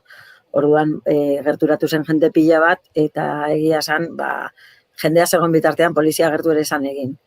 etxeruntz joan ginean, ja hor 7:30 ingurun, orduan iritsi ziren eta kordon poliziala egin zuten, baina ez desalojoa egiteko, baizik eta saiatzeko eraikinaren barruan jende gutxien egon zedin, urrengo egunerako, beraientzat errezago izateko. Eta kalareatzea ostegunean izan zen, ostegun goizean. Bai, infernuan egun bat bizilagun daude, baina ez dira dena kaleratuak izan, 50-60 hor inguru izango dira kaleratuak izan diranak orain arte, besteak oraindik daude, helduko zaie ere bai momentua kaleratuak izango diranak, baina momentuz ez dira dena kaleratuak izan. Eta, bueno, kaleratuak izan dira pertsonen artean, bueno, daude gutxi batzuk jaso dituztenak, bai bolondrez batzuk etxeetan, baita beste eraikin okupatu batzuetan ere bai bertako jendeak okupatutako eraikinetan, eta bai migranteak okupatutako eraikinetan ere, eta gero beste batzuk daude kale gorrian. Horre, itxaso, harrera saretik pentsatzen dut, zuen deia ere luzatuko zenutela, laguntza eskaera bat egongo zela, eta laguntza hori jaso duzuela, baina gizarte zibilaren laguntza hori nahikoa ez da izan, eta batzuk kalean dira, instituzioek inongo kezkarik adierazi ez duten bitartean, zuzendu jazuker banaiz, oraindik ez dago diputazioaren aldetik edo udaletxearen aldetik erreakziorik edo alternatiba proposamenik, ez? Ez, alternatiba ez dago, ez udaletxe, ez diputazio, ez da Eusko Jaurlaritzatik ere ez. Osea, gu desalojoa gertatu ondoren udaletxera joan ginen, eskatzera, eta deitu genduen ere bai larrialditako zerbitzutara, eta esan ziguten ez egola ezer jartzeko asmorik. Bai jaso zuten, desalojatutako azken eraikinean hor bazegon emakume nagusi bat, eta emakume hau jaso dute, baina izan da jasotako pertsona bakarra. Eta besteentzat ez digute ezer eskaini. Egoera larria da, egoera larriagoa izango da, ze aipatu bezala infernuan oraindik dauden edo bizitzen ari diren eta aurrikus genezake kaleratuko dituztela, pertsona horiek kopurua areagotu eta zailu egingo dute, eta alternatibarik ez dago, zer da oraintxe harrera saretik proposatzen ari zaretena, eskatzen ari zaretena, naiz eta uler dezakegun instituzioetatik erantzun gutxi izan. Gizarte zibilak zer egin dezaken momentu honetan itxaso? Bueno, a ber, gu ez orain, aspalditik gaude eskatzen administrazioari pertsona hauentzat zerbait bizitza erresteko zenbait gauza, ez bakarrik teiatu bat, gauza asko dira behar diranak, bai teiatu bat, bai egunez ere egoteko leku bat, eta gero behar dira ere bai dutxak, lavadorak, ez daukagu ere jatetxe sozialik, udaletxeak ez dauka, ez diputazioak, ez Eusko Gobernuak, ez dago nun jan, gaur egun Donosti batean edo Gipuzkoa batean, ez dago nun jan. Aspalditik da gaude hau eskatzen, egia da koronavirusaren garaian jarri zituzten aterpetxeetan eta zegoen jendea nolabait gero babestu zutela ere bai, eta beraientzat jarri zirala laguntza batzuk. Gaur egun oraindik laguntza horiek dakigunez abenduaren 31 arte bakarrik dira, ez dakit berriztuko diran edo ez, baina momentu hartatik gaude eskatzen kanpoan gelditu zen jende guztiarentzat ere babes hori egon dadin. Daukagu arlontako jendearekin lan egiten dugun erakundeak, daukagu lantalde bat, eta eskatuta daukagu bilera bat, bai udaletxe, bai diputazio eta bai Eusko Jaurlaritzarekin, hirurekin, elkarrekin, aste hontarako. Ez dakit jasoko duten gure eskaera, edo, momentuz hala gaude. Eta, jende, pertsona normalak eranak, egin dezakeguna da, orentxe bertan gaude, bai, mantak biltzen, gaude begiratzen ere bai nola egin dezakegun ere janari banaketa, gu gaztero egiten dugu janari banaketa bat, 170 lagunei banatzen diegu janari poltsa bat, era ezberdinetako poltsak daude, dago jendeak kale egoeran egondana ez orain, baizik eta desalojoa izan aurretik ere bai, orduen hauek ez daukaten unzuk aldatu, orduan ez dira gauza berdinak, ez? Azken finean infernuan zeuden pertsonak, esan eraikin egokia, egia da, baina zeukaten nuntzuk aldatu, zeukaten labadora bat, zeukaten ura, eta oraintxe bertan hori ere ez daukate janari bero bat jateko aukerarik. Janari hoien bilketa gizabanakoen eskutik ere egiten duzuen oski, manta bilketa, entzulea entzat ere, biderik errexena itxaso, hiritarron harrera sarea, sare sozialetan badago, webgune bitartez, telefono bitartez, goitza fisikorik, nola da biderik errexena? Hombre, gure zaterrezena webgunearen bitartez, edo bai Facebook, edo halako sare sozialetatik, sozialaren bitartez. Esaten duze, gaur oraintxe bertan telefonoa daukagu jotake lanean. Eta errezago, organizatzeko errezago izango da. Eta, bueno, eskuak ere ongi etorriak dira, batzutan ere behar ditugu igual kotxeak eta igual eskaini dizkigute ere manta batzuk Nafarroan, baina karo araño joan behar da bila eta bueno, banaketak egiteko ere eskuak eta kotxeak ondo datorkeko. Itxaso Agirre, ez dakite beste mezurik helaraz ote dezakegun oraintxe, egia da, bueno, ari zaretela, konzentrazioak izan direla, instituzioi, politikariei, eskatzen ari zaiela beste sentsibilitate bat, eta noski ardura politiko hortatik jende honen ardura hori artezaten, baina guzti hori bideratzen den bitartean, aste honetan eskatu duzuen bilera hori gertatzen den edo ez dakigun bitartean, jendeari eskatzeko dagoena, akaso horixe da, norbaiteke bere etxean lekurik badu norbaitentzako noski ongitorri izango dela, janariak, mantak, bestelakorik bideratzeko, zuekin harremanetan jartzea, eta hortik aurrera, ez dakit esandakoa, eskuak, ibilgailuak, hori guztia lagungarri zaizuela, eta bitartean akaso, zuen berrien zai geratu behar dugula jakiteko zein izan daiteken harrera sareak dagoeneko eta beste instituzioen bitartez o beste elkarten bitartez egiten duzuen lan hori bideratzeko modurik onena, ez da? Laguntza eskaini bai, baina bitartean pixkat zuen zai ere izan beharko dugu, ez? Bai, bueno, nik eskatuko nuke gauza bat oso erresa, eta edonork egin dezake, eta ez da batere kostatzen. Eta da, norbait ikusten dugunean, kalego eran dagoena, eta batzutan ematen digu bildurra, edo daukagu horrela, pixkat, ez dakit nola esaten da, no? Baztertu egiten ditu. Bai, eta baztertu egiten ditugu. Nik eskatuko nukena da oso erresa. Gerturatu, galdetu, zelan zauden. Batzutan, keinu bat edo kaletik zoaz, nik ez ditu denak ezagutzen, baina kaletik zoaz, eta begirada bat, eta irrifar bat, eta nola zaude, ez dakit. Edo zer gesto hauek ere oso garrantzitsuak dira. Ze kalean dauden pertsonak beste behar guztietatik aparte maitasun pixka bat ere behar dute. Beno, mezurrekin agurtuko dugu Itxaso Agirre, harrera sareko kide eta esan da bezala, infernuan gertatzen ari den honekin noski gaurkotasuna irabazi, baina zoritxarrez aurreko hilabeteetan ere horregon den arazo baten inguruan aritu gara. Mezua kaleko jende horri keinu bat, agurra, konbertsazioa zenbuz dauden galdetze hutsa, eta batez ere, amodio da maitasun pixka bat transmititzea garrantzitsua dela. Hortik aurrerako laguntza harrera sareak bideratzen du, baina harrera sareak ere behar ditu eskuak, ibilgailuak, lehen gaiak, janariak, eta hori bai web bitartez, baita sare sozialen bitartez egin dezakezue.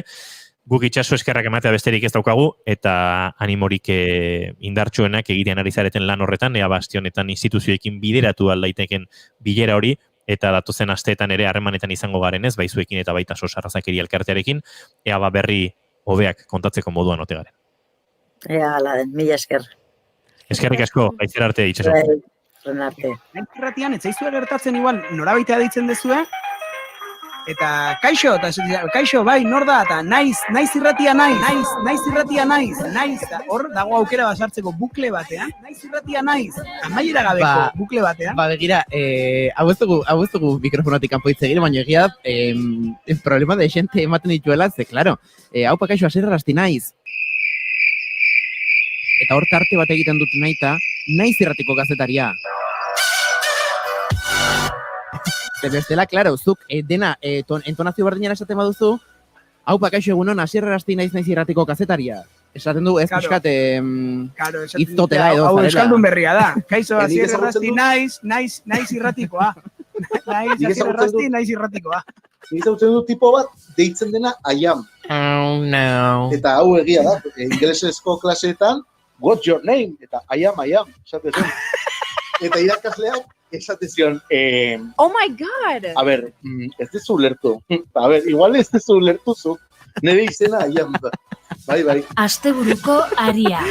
Larunbat eta igandetan goizeko 8:00 12:00. Naiz irratia.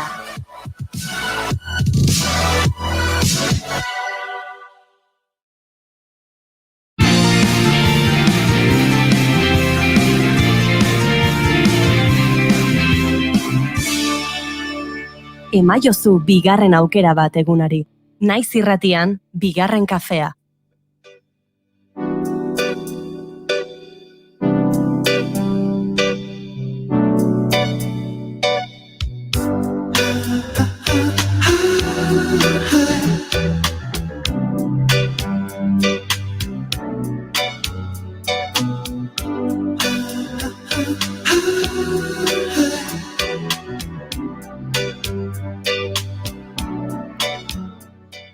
Beno, Fari Basikanekin zera, kosmetika naturalaren inguruan aritu behar dugu. Ez dakite entzulen artean, batzuk edo bestek ere jakingo dute, zenbat diru gastatzen duten, kosmetikan, produktutan. Gero kontatuko dute behin makillatzaile batek erosiarazi zizkidan kutisa edo azala, arpegiko azala zaintzeko produktu batzuk, eta oraindik uste dut nire ekonomia ez dela rekuperatu. Baina tira, Fariba, badago kosmetika naturalean, hasteko aurrekari pila eta historia bat, noski kosmetika naturala izango zen laboratorioen eta enpresa hundien menpegon aurretik, eta oraindik ere badaukagu antzadan ez hortik zer egin ez. Bai, gainera nik uste garai hauetan norbere bururi mimoak eta motioi are beharrezkoagoa dela. Eta niri adibidez esparru hau asko gustatzen jat. Eta batez be, eskuragarri dekote zen produktak erabiltzea. Nik hemen izan dut fruituaren azalak, berduran azalak, eta guzti hauek aprobetxate dute zela, ez? Oso baliagarria diela, vitamina dauzkatela.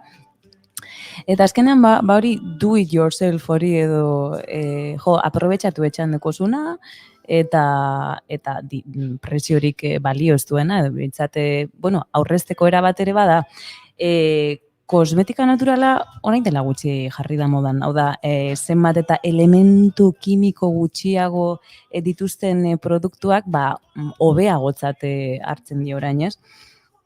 Eta orain naturalago dena, edo 100% produktu natural gehiago dituen hori, modan jarri da. Marka pilo bat atara die, hainbat produktu saltzen dituztenak, kremak, eksfolianteak, tonikoak, maskarillak, eta bar. Eta ez dakigu ze errazadan, gure azala zaintzea, gure gorputza zaintzea, gure azalari tistira eta eratzea, maskarilla bat egitea, gure kabuz, etxean, eta etxeko gauza oso arruntekin.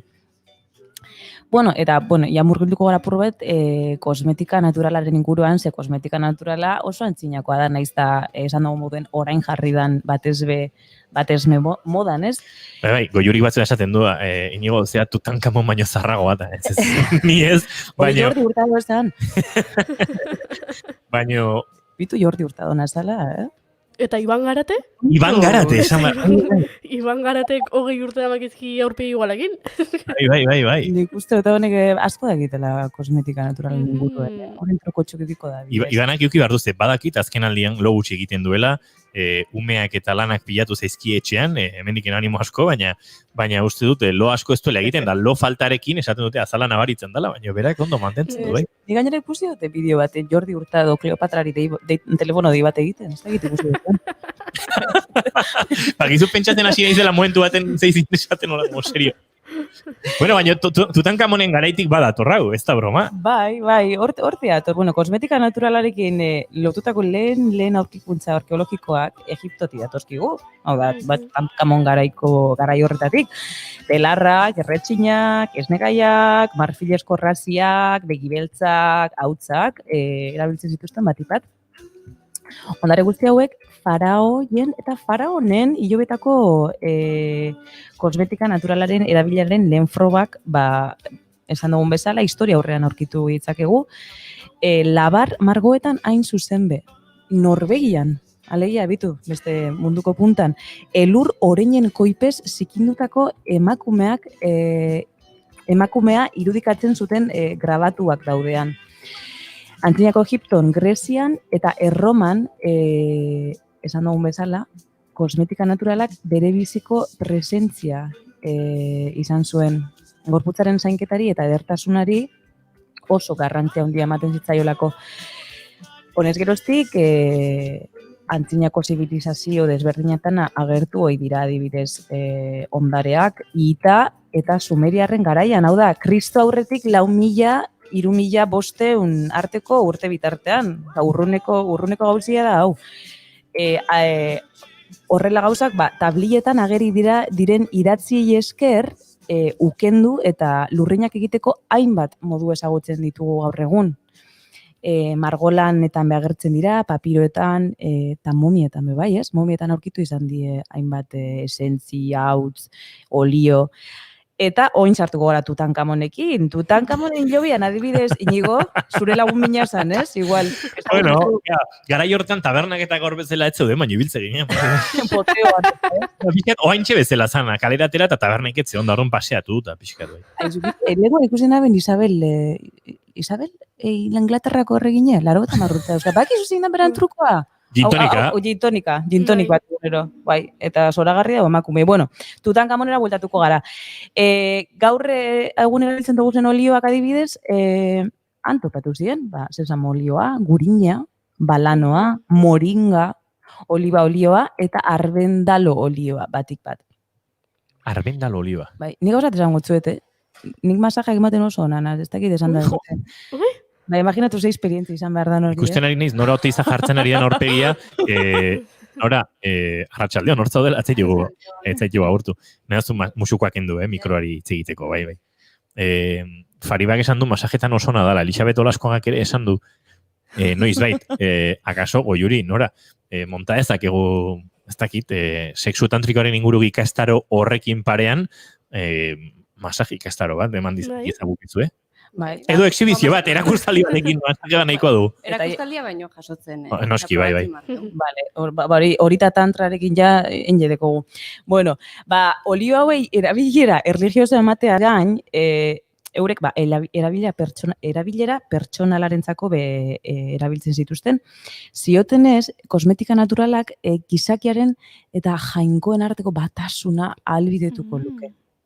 Eta berau litzateke beste bizitzarekin edo haratago bizitzarekin jainkosa eta jainkoekin lotura, ez? Kosmetikaren bitartez orduan beste dimentsio batzuekin kontaktuen jarri gaitezkela badirudi. Ez da egiten menik ikastetxe kristaura joan dena Goiuri da, ez da gizuk horrelako bat ezenekien Goiuri. Hombre, ni makillajea jartzetenen oso jainkosa sentitzen naiz. Bai, eta oso Beyoncé eta oso dena. Rosalia eta danak.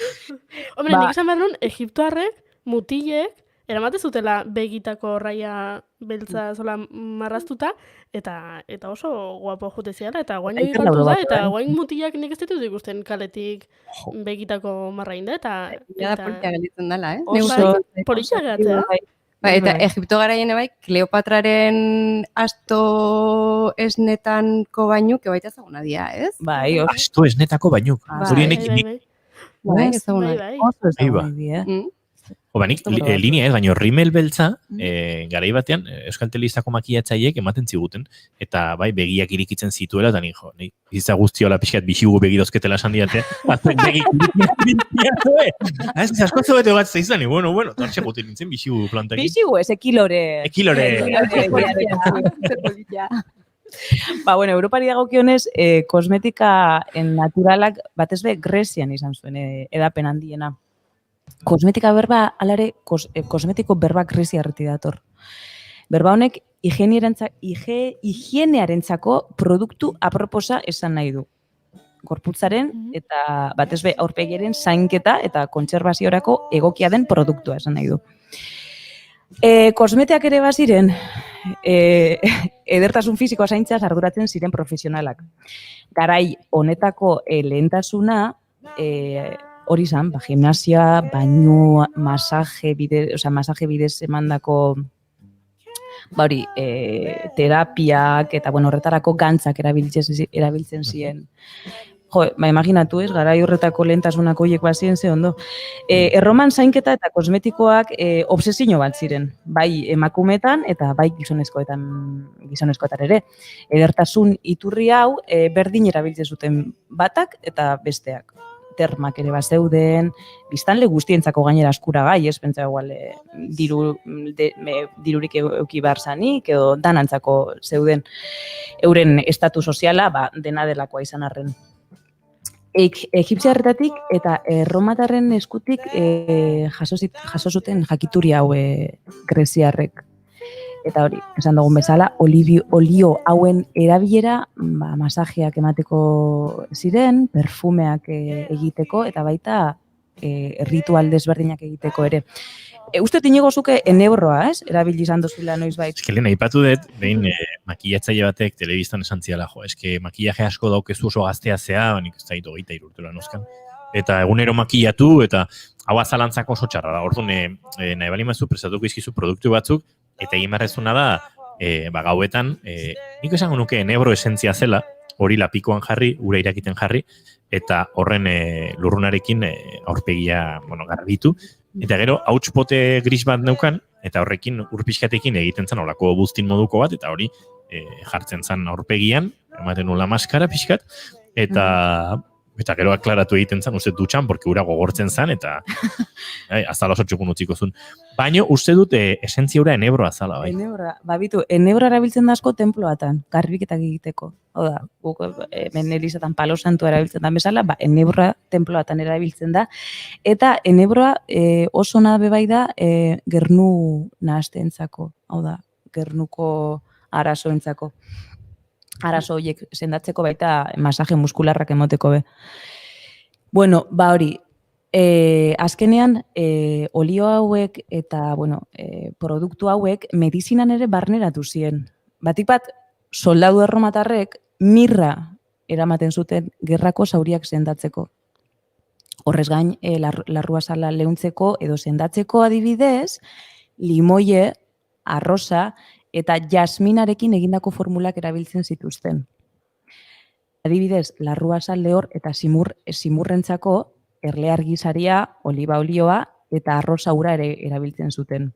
Bitu nik adibidez, Iranera noan bakoitzen 2-3 litro arrosa ur ekartzen ditut bertakoa oso ona dalako. Adibidez, asalantzako toniko oso ona da. Eta erretzen zanen baita. Zein? Erretzen zanen. Erretzen zaren ime bai. Eta hilantzako bebai oxigenante antzeko bat da. Hilea garbitzen du, eta gainera oso usainona dauka. Bitu, imaginatu, piedra pomesa ezagutzen duzu, harri pomesa. Bai. Ni goratzen dira mumak erabiltzen bala kaioak eta ketzeko. Bankatan oinetan gogor dauden zonalde horiek, lehen, hortzak zuritzeko erabiltzen zen. Ui ba. Nik hortzentzako ez, baina igual oso ation komentario da, baina nik badugat etxean bat oinetan kaio bat ukitzaeten erako, Claro. Zara, oso ation kontu hau? Bai, nik nire amona bakarrik ezagutzen dut hori. Bueno, zuk Tutankamonen lagune baldin bazara izango. Tutankamonek erabiltzen zuen. Kosmeteak eta, gero nola ez, kosmetikaren esklabuen kolektiboa ere sortu zen. Azkenien, kosmetriaeak agertu ziren. Zerbitzu higieniko guztien arduradunak ziren esklabuak. Edertasunean ari zirenak, ilapaindegian be espezializatutako neskameekin batera. Hala ere, kosmetika naturala oinaz izan apurbete erdiaroan, hor iluntasun garaia heldu zen kosmetika naturalarentzako pobreziarekin batera, gerrarekin batera, epidemiekin batera. Elisak ere izan zuen, nola ez, Elisabeti hortartien. Elisak ere izan zuen zer esan agara ilun hartan, ez? Gorputzaren ganako utxaltasuna eta kultua pekatu zirela esaten zuen. Eta emakumeak erakargarriago edo desiratsuago egiten zuten produktuen erabilera ere pekatua zen, euren ustez. Baina hala ere, Eta zorionez, egoera hau aldatu egin zen mendebaldeko gurutzadekin batera, 11 eta 12 mendeetan. Europarren hornitzaien artean kosmetika naturalaren truke hasi zalako. Kale saltzaileak ziren, kosmetika naturalaren sekretuak elkarbanatzen zituztenak, balsamoak, sendabelarrak, komuneko artikuluak adibidez. Eta berpizkundera arte iraun zuen honek, Greziako eta Romako balioak berreskuratu ziren berriz, kosmetikak berriz hartu eban bere lehengo ospe hori, eta, bueno, nahiz da momentu horretako higienen pertsonala eskasa izan, ez? Ze, bueno, badakizu izan ere 17. eta 18. mendeetan higiene faltak epidemiasko eratzen zituela. Bueno, kosmetika hor mantendu zen, ez dakit, ez? Higiene falta, kosmetika top, ez dakit. Disimulatzeko. Disimulatzeko, ez? Igual konpensatzeko bat. Bitu, nik adibidez, nik esan dut, nik etxien eskuragarri dauzkadan gauzak erabiltzea maite dut. Eta nik adibidez gaur komentatuko dutzuetez, holako truko oso errazak, eta, bueno, truko deitzetzatik nik zen nik, azken nien olako gauzak miretxe egiten dut, ez miresten ditut apur bat. Nik adibidez, desodorante normala ez dut erabiltzen supermerkatukoa.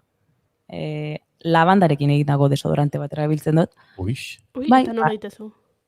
Bitu, labandan ostoak erosi, infusionatu urarekin, gero likido hori gordeu, holako fraskotxo baten, kristaleko frasko baten, eta pri, eta listo. Horretaz gain, desodorante osona limoia da. Probatu da zuen, limoia. Txenge barkatu. Limoia marabili da. Limoi bat erretik moztu eta hola bezazkien fraseman. Rodajatxu bat. Limoiana, hori da, hartu, eta pri, eta listo. Nik uste hori baino gauza eraginkorragorik izerdi usainerako, ez dutela ezagutu. Vale, baina ez du, irriteuta limokazu igual ez da oso ideon, eh? Horregaitik ja labanda hobie da. Labanda, edo, zeran, tearen arbolaren esentzia, bebai oso nada. Oso nada, hori bebai, bitu umien zorrizentzako osona da. Nahiko fuertea da lare, ez? Nahiko fuertea da. Bai, horregaitik normalean egiten dana da, urarekin naztu. Urarekin naztu tanta batzuk, eta bota. Pilina egiteko, Inigo, zuk pilinak egitezuz? Claro. Ez iken nun enebroakin. Eiten zen duna enebroakin, bitu hartzilla berdea beho oso ona da. Eta gero bai, beste gauza handik erabiltzatena lantzien behin, ez?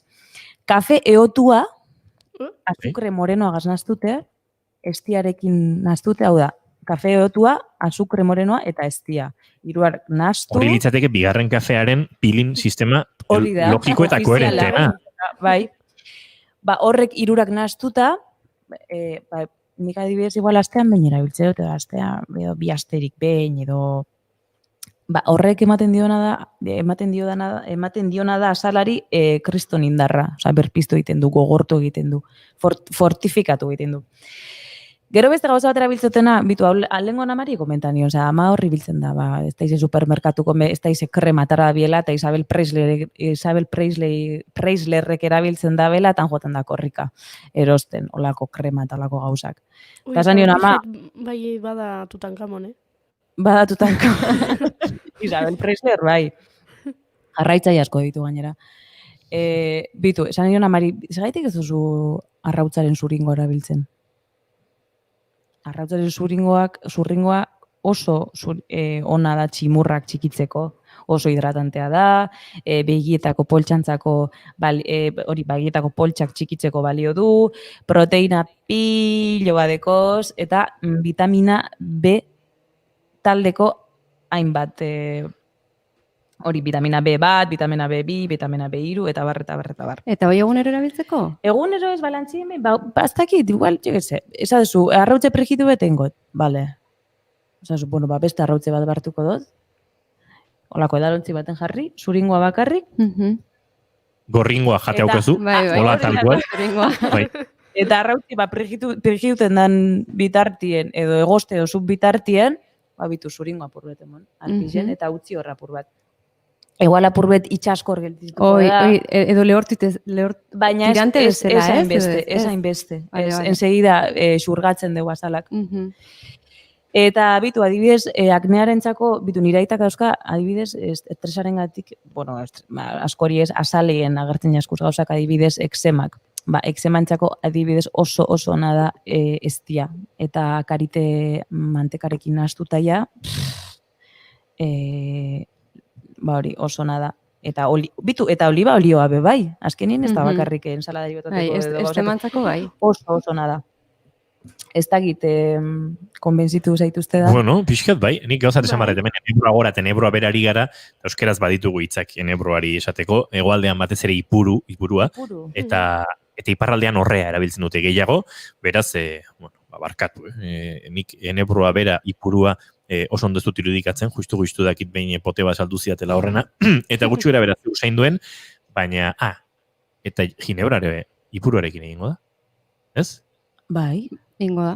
Bai, ni rontzaleagoa naiz, hori askotan onartu dizuet, baina uste dut, bai, noski, garai batean ginebrari eta gintonik egiteko moda hortan, hasi zirenean, ez dakit, ibisko loreak eta enebro bolatxoak eta horrelako gauzak modan jartzen, hori ipurua da, noski.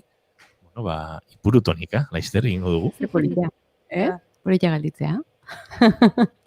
O tonikorrea zein politi igual, ez? Ez, ipuru tonika orduan. Ipuru tonika hobeto. Bitu, azken, da gainera, jente asko aprobetxatu egiten da, ez? Esan dugu moduen, produktu naturalak modan jarri die, eta prezioak, pum, egingo, zagozu moduen, ondin oztozu, eskuratu. Horretatik. Eta ez gara konturatuten, azkenean, gure esku dauela, bai? Oso eskuragarri dauela, eta guk ere egin genezakela. Nik alare, esan behar dut, kontu zibiltzeko baita, etxen ite dugunakin, ze dure hilabete batzuk, intzan viralizatu zen eskabaten kasua, bera kosmetika naturala egitezun etxen, eta soda kaustikoakina izala etxen, lerketa txiki bat eukizun, eta begi galdu ditu, eta... Bai. Ez da, arriskutxe izan daiteke. Nik bi aldu gure duten bezu da, askoz be, kosmetika... Senzilloagoa egitea, edo rasagoa egitea, ez? Azken eurlako gauzatxoak erabiltzea. Gauzat esango izuet, soda kaustikoarekin etxean aritzea ere, okurritu behar zaion horbaiti. Arrautza, bai, ondo dago egon. Kosmetika naturala egiten zuen eska honi, adibidez? Ja, baina ez dakit. Bai, entzun dut kasu hori. Arrautz zuringotik soda kaustikora, badagoela arrisku arte bat, ez? Jendeak, zertan da bien. Bueno, nik hain gaizki sukaldatzet, igual arrautz gorringo batek baita su hartuko liakela. Atonik bi hogi kongelaretik atea, hogi puxka jarri horre sigortzen, eta bukatu zuten belztuta baino urdinduta. Urdin. Eta etxeak Londres ematen zuen. Batean, konturatu nintzen, kea ikusi nolako etxetik, argietatik olako ke mari bat zegoela, zer da. Eta pentsa usaimenak ez da, ondo usaitzen dut, ez larritu, baina benintzen konturatu erretzen ari zirenik. Kriston kea etxetik. Eta hor da, beltzeltzak. Barkatu. Egin dut hemen, nik nahi nun sorpresa bat eman, baina ez hola kolpetik, Goi hori ez eiza oraindik etxean dugu, eta orduan eta usaimenik gabe! Konsentitu xamar daukagu, eta gaur Beyoncé double session. Sister. Hau da Beyoncé and Dixie Chicks. Abesti zarra eta bideo ere ikusteko moduko, Came into this world, Daddy's little girl, but Daddy made a soldier out of me. Daddy made me dance, Daddy held my hand, but Daddy liked his whiskey with his tea. We rode motorcycles like that, classic fine old tough girl is what I had to be. He said, take care of your mother, watch out for your sister. That's when Daddy looked at me. With his gun, with his head held high, he told me not to cry. Oh, my daddy said shoot. Oh, my daddy said shoot. Sling her with his right hand on the drive. He swore it on the Bible. Daddy, that's you. Oh, my daddy, that's you. He held me in his arms and he taught me to be strong. He told me when he's gone, here's what to do. When trouble comes to town, it like we come around. Oh, daddy, that's you. Oh, my daddy, that's you.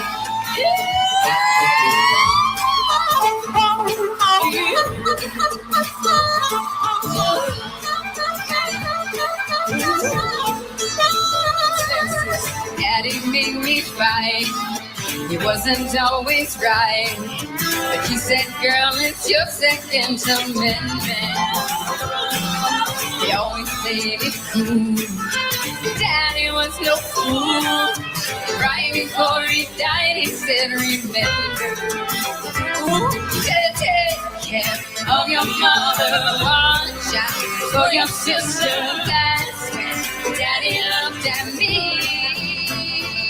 With his gun, with his head held high, he told me not to cry. Oh, Daddy, that's you. Oh, Daddy, that's you. With his right hand on his rifle, he swore it on the Bible. My daddy said, shoot. Oh, my daddy said, shoot. He held me in his arms. He told me to be strong. He told me when he's gone, here's what to do. Keep those hands up.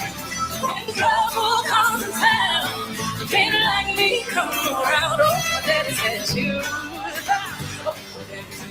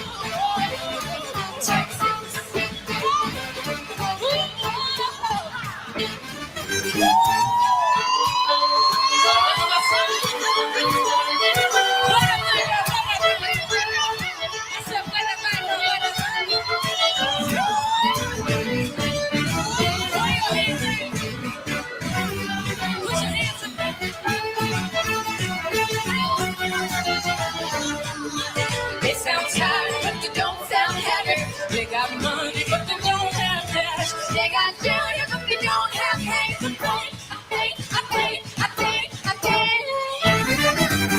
My daddy warned me if I'm in my shoes. He said, baby, girl, he's playing you. He's playing you.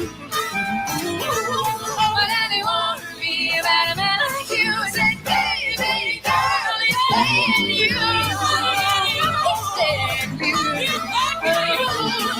When trouble comes in town, when I need to come around, oh, my daddy said, shoot. Oh, my daddy said, shoot. When trouble comes to town, when I need to come around, oh, my daddy said, shoot.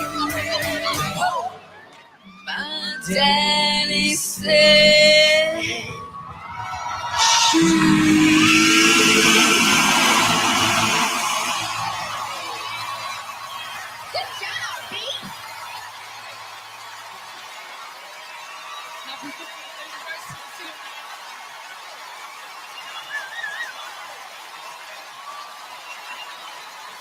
Ba, simple eta azkar esan da, bastante ondo,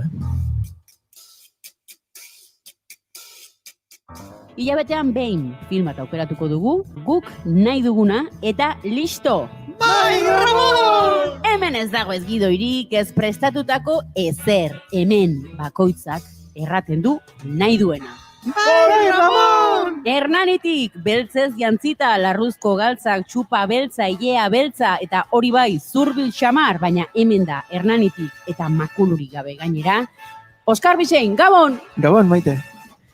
Kimatu ditu bidean Kontxako tamarindoak, mira Kontxako zuazkei Rex itxura eman die alderdi ederren riz eta raus, bilintx formako izkiak paratu ditu eta inspiratuta eta zorrotz bilintx saiora. Etorri da erabat gu itxura datzeko prest. Usategitik, Mikel Zumeta, Gabon! Gabon! Eta ohartuko zineten hernaniarrak batez ere mendimagala daudela txuri-txuria ez dira zuen bizioak, elurra da, naiz eta Euskal Herria tropikala den Gasteiz, ez da Siberia, Hernani da Siberia eta bai, elur makina asmatu du. Beñat Iturriotz, Gabon! Buenas tardes, Gabon! Eta solasten ari zaizuen hau, Maite Bidarte.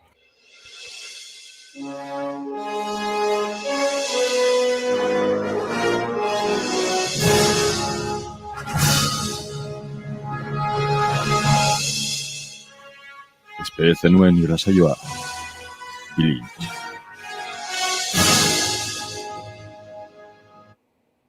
Bueno, hortxe, Bilintx irratsaioa entzuteko aukera baduzuen oski plataforma digitaletan dagoeneko badugulako, eta ikusten duzen bezala giro paregabean eta ganberro giroan ederki moldatzen dira Maite Bidarte eta konpainia. Beraz, hortxe, gure gonbitea eurekin gozatzeko. Eta guk hasi behar dugu, aztertzen, bizi ote gaitezken zurekin edo zu gabe.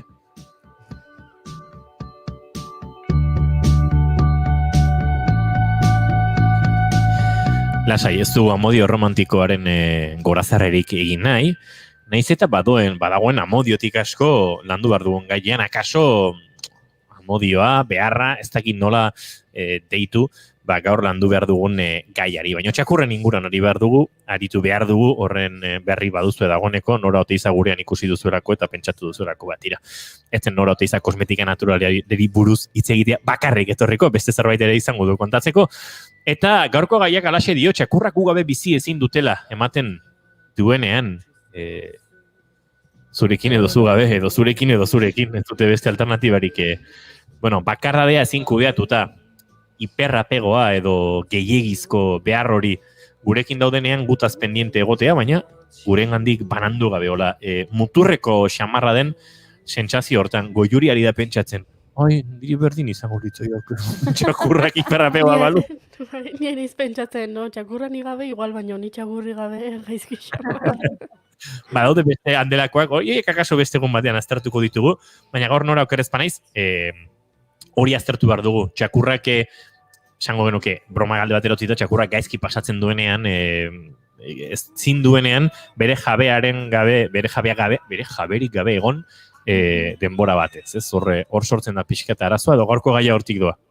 Bai, hortikan doa, eta komentatu dituzun izendapen hauek, nolabait esateko, beraien artean antzekotasunak baldin baituzte ere, ez dira berdinak eta gaur egun ematen duena baino txakur gehiagori pasatzen zaie hau eta azkenean binomio batean gertatzen den zerbait da, bai? Txakurra gurekiko, gu txakurrekiko, goiurik esan du, txakurra ni gabe bai, baino ni txakurra gabe, orduan zer pasatzen da hemen. Bai, gauza guzti hauek aztertu, nahiko nituzke zuekin, eta noski, dudari baldin badukazute, galdetu. Entzulek ere galderaren bat helarazi digute, baina beste entzuleren batek, oraindik garaizarete galderaren bate bidali nahiko bazenute, 6-8-8-7-2-4-4 6-8-8-7-2-4-4 bigarren kafearen telefonoa gordezuen sakelekotan, eta galdetu nahi duzuena edo aipatu nahi duzuena. Muturreko atxikimendua, muturreko lotura, hiperapego deritzen hori. Zuk esango duzu, horre aipatu duzu, badaudela nabardurak egiteko, bakardadea ezin kudeatu, muturreko lotura edo atxikimendu hori izan, edota gutaz oso pendiente egote hortan. Hor badaudela desberdintasunak eta dena ez da zaku berean sartu behar beraz. Lehenengoari, deitzen diote asko, ansiedad por separación edo banantzeko ansietatea sortzen zaiola txakurrari, eta lehenengo hortan ikus dezakegu txakurrak ezin dula inolaz ere lasai gelditu bakarrik etxean, bai? Ikusiko dugu gero ze sintomak ematen dituzten, bai? Baina hau izango litzake. beste aldetikan hiperapegoa nola esan ez zinu, zen ikusikeraz ez. Bai, muturreko atxikimendua edo muturreko lotura edo lotura gehiagizkoa, ez? Hori izaten da pertsona batekiko konkretuki, bai? Naiz eta etxean jende gehiagorekin gelditu, pertsona hau ez dagoenean txakurrak gaizki pasatzen du, bai? Eta azkenekoa ikus dezakegu txakurrak guretaz oso pendiente dagoela, baina gero etxean bakarrik gelditzen denean oso gustora gelditzen dela bakarrik. Bai, orduan, bai ikusi ditzakegu antzekoak diren tendentzia batzuk, baina gero ezberdinak direla beraien artean. Bai, orduan, bueno, ikusiko ditugu ze sintomak eta ea entzuleak eta agian zoi ere ezagunak egiten zaizkizuen sintoma hauek. Bai, hasiko gea bakardedea ezin kudeatu izatea, hiperapegoa, bueno, denak aipatuko ditugu eta gero esango dizuet zeintzuk daukaten zerikusia edo antzekotasuna bata besteekin. Adibidez, etxean gauzak haustea, bai, etxean bakarrik utzi eta etxea iritsi eta batean ematen duela hor bomba batek edo eztando egin duela, etxe guztia hankaz gora ikustea. Beraien beharrak etxean egitea, etxe guztia aurki dezakegu, kakaz beteta, pixaz beteta, ze txakurrak oso gaizki pasatzen du. Aurki dezakegu ere txakurra etxe iristen ganean, txakurrak balodiak botatzen ari dela. Bai? Ez du jaten, ez du edaten, baldin eta gu etxean ez baldin bagaude. Zaunkak egiten ditu negarra, uluak, entzun ditzakegu, bai, txakurra bakarrik gelditzen denean etxean. Etxe guztitikan jarrai dakiguke txakurrak, bai, ez da guregatik banantzen, eta nabarmendu dezakegu ere, ate bat isten baldin badegu, eta gu komunera sartzen baldin bagea adibidez, txakurra ere oso urduri, bai, ikus dezakegu. Kalera ateratzen garenean, ezin digute bistaz galdu, ez dira guregatik urruntzen, ez dute inungo autonomiarik, bai, demora guztian gutaz pendiente daude. Eta azkenean gauza guzti hauek, adibidez, guretaz pendiente dauden txakurra, baina gero lase gelditzen direnak etxean, horiek adibidez bai egiten dute, gure atzetikan joten dira etxetikan, bai, ate bat izten digunean agian larritzen dira, kalean oso pendiente daude guregatikan, bai, baina gero etxean ez dituzte gauzak hausten, ez dituzte pixa eta kakak etxean egiten, bai, nahiko lase gelditzen dira edo lase gelditzen dira etxean bakarrik.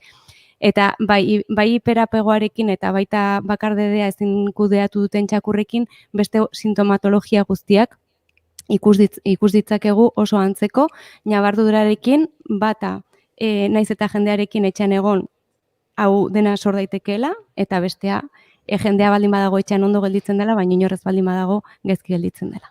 Bai? Hori izango litzake ezberdintasun nabarmenena. Vale. Artean.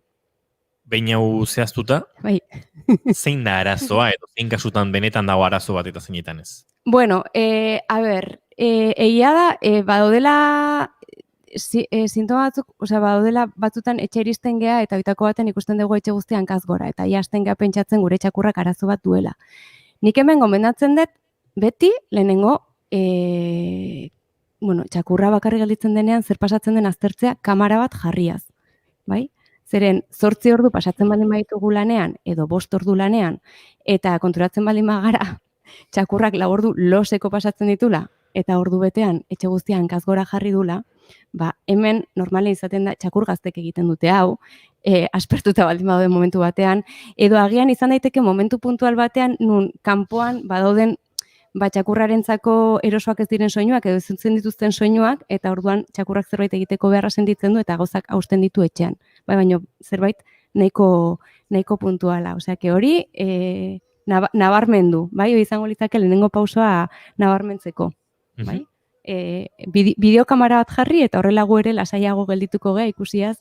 Gero baita esan, dagoela jende asko esaten ditena, edo badakit gaizki egiten duena, komila artean gaizki hau txakurra udela, eta gero kamera jarri eta sorpresak. Hori umeekin ere gertatzen da. Bueno, eta helduekin ere. Uste dut hau ari dela kakazten eta gero jakiten duzu beste zerbait dela. Bai. Olako sorpresak ere izaten ditugu. Eta gero txintxorpeia jartzen dute. Goiuriari zaizkigu hori irudi batzu jartzen, etxea pixkatan kazgora jarri duen txakur gaztetxo batena, eta zera horpegitxo hola zapatia guzik etxetik dena txikituta da horpegia. Nik ez dut zer egin. Ez nik ezin nuke. Nik etxeko ate irekitzet eta ikusten dena hola, eta txakurra horpegi horrekin, eta esango nuke, bai, xua. Horregatik eskerrak Nora bezalako profesionalak dauden. Ai, Goiuri, eskerrik asko. Alare uste norak esango diguna dela, Goiuri hain gaizkietzoa zela. Alegia, jendeak pentsa dezake lehenengo gauza etxera iritsi hori ikusi eta txakurrari herrieta egitea. Hori ez dela biderik onena, edo gerorago aztertuko dugu hori Nora, ez dizut hankaz gora jarri nahi planteando. Ez, oaina batera dela, hau uste interesgarria dela esateko, ez, jende askok esaten du, eske berak badaki gaizki egin dula. Zeni etxea sartzen izenen, berak alde egiten du, bai? Eta hemen gertatu da kondizionamendu bat, bai? Osea, etxera sartzen gea, hori ikusten dugu txakurrarekin asarratzen gea, eta txakurrak hasieran ez ditu horrelako arpeia jartzen. Baina ondoren, bai, imaginatu dela egoera bat ezin dulako kudeatu, baina badaki gu etxeri iristerakoan eta hori ikusten asarratzen gehala. Orduan txakurra segituan kikildu egiten da, eta hasten da egiten lasaitasunezko seinale horiek gu lasaitzeko edo egoera lasaitzeko, bai? Eta orduan kontzeptu aldatu behar dugu, ze bestela esaten dugu, jo, baldin badaki, ez? Gaizki egiten dula zergatik egiten du, ez? Esatezu, jo, eske ez dira horrela gauzak, bai? Ez daukain garbi, ez da berak dakila, da guk sortu dugula horrelako reakzio bat. Hoi da. Eta berak hori barneratu duela, ez? Hoi da. Bai, bueno, gero egia da ere, badaudela txakurrak oso azkarra direnak, eta bueno, badakitela ze gauza sentatzen diguten gaizki, eta ala ere bihurrikeriak egiten dituztenak, hori ere hola da. Txakurrak denbora asko daukate etxean bakarrik egoteko, eta artista batzuk badaude nun silak mugitu, mikroondasara hilo, mikroondasara eta barruan dagoen platerean dagoena jaten dutenak, eta horrelako gauzak egiten dituzte ere, bai? Baina, bueno, nik esaten dut, txakur batek aulki bat mugitu, bertare ego mikroondasa irekita hori janbarin badu, zuk etxera iritsita lehenengo goza egin barko zenukena txakur hori, izango litzateke txalo egitea. Hoi da. Ez? Makina! Izindek, makina! Niko esaten dio jendeari, azkenean, estimulatzen da mentalki bera bakarrik, berak bere errekurtsoak aurkitzen ditu, hori da autonomia handiko txakur bat, ez? Azkenean, eta gainera, daude askok ez dutena ez erausten ez da ezer botatzen, oso azkarrak direnak, bai? Orduan, bai, niretzako bai. Txalo zaparra, Txalo moduko zerbait. Ados, bai. Bueno, eta nondikan etor daitezke, ez? Arazo, bueno, beti bezala hemen binomio bat gea txakurrarekin. Eta, bueno, lehenengo hitz egin nahiko nuke, adibidez, txakur bat etxera ekarri berri baldin badegu, edo txakurkume bat etxera ekarri berri baldin badegu, kontutan izan behar degula, berak ez duela gure ingurune hau ezagutzen, datorrela ezaguna den leku batetikan, ez ezaguna da leku batera, eta hasieran beraiek ere gaizki pasatzen dutela, bai? Orduan, hasiera batean ikusten baldin badegu, txakurrak olako joerak dituela, lasai egon, ez du zertan arazo bat izan behar, bai? Baizik eta hasierako momentuak edo hasierako, bai, txakurrari sartzen zaion larrialdia.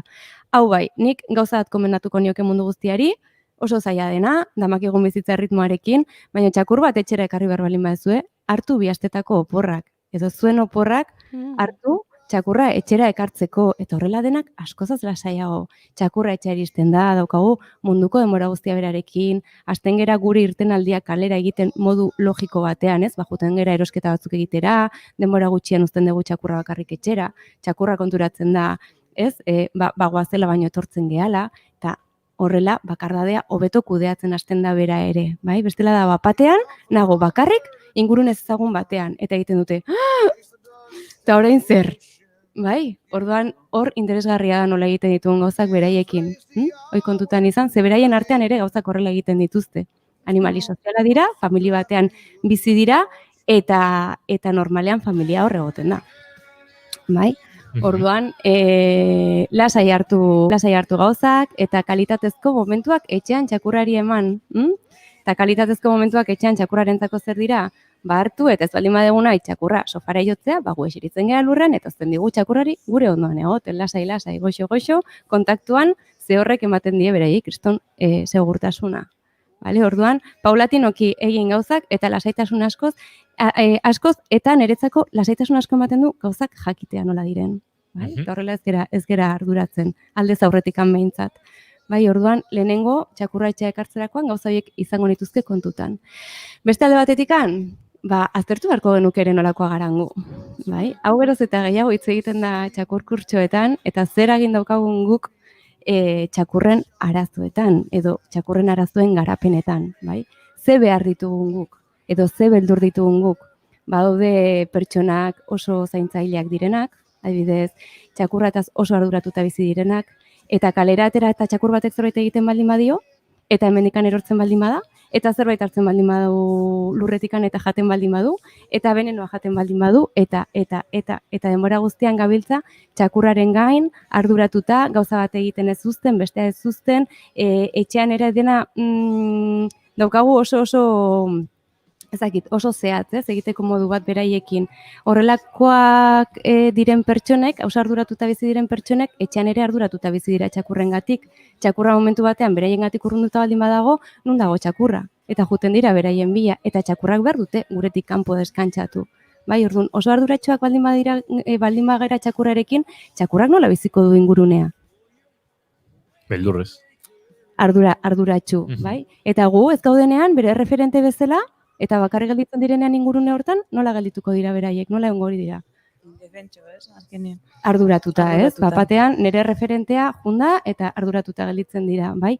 Eta ematen du ez, baina eragina handia daukagu beraiengan horrelako gauzekin, bai? Orduan, bai, proposatzen dizuet, hausnarketa bat egitea, gure beharretatik, gure bildurretatik, nola erlazionatzen gean ere beraiekin. Beste pertsona batzuk behar dute kontrola asko, bai? Eta txakurrak dituzte, kontrola hau nolabait erabilia izateko, bai? Eta gaude denbora guztian txakurrari esaten, etorri honea, eseri, etzan, hori ez, nola egin etxean, nola ez egin etxean, gauza bat bestea, bai? Eta orduan txakurrak ez du bere autonomia garatzen, ze denbora guztien gu aigea bideratzen, bai? Nola egin behar dituen gauzak. Orduan hemen txakurrak ere bere referentea ez dagoenean, askotan galduta sentitzen dira. Eta referentea etxetik kanpo dagoenean, ardura hori dela eta gaizki pasatzen dute ere, bai? Beste gauza bat, izan behar duguna kontutan da, beraiek kontziente direla, gure menpe bizi direla. Azkenean, guk ematen diegu dena, esan edut, janaria, ura, pasiora ateratzen ditugu, eta ez hori bakarrik, emozionalki, guk ere ematen diegu behar dutena, familia baten barruan integratuta sentitu, babesa, bai?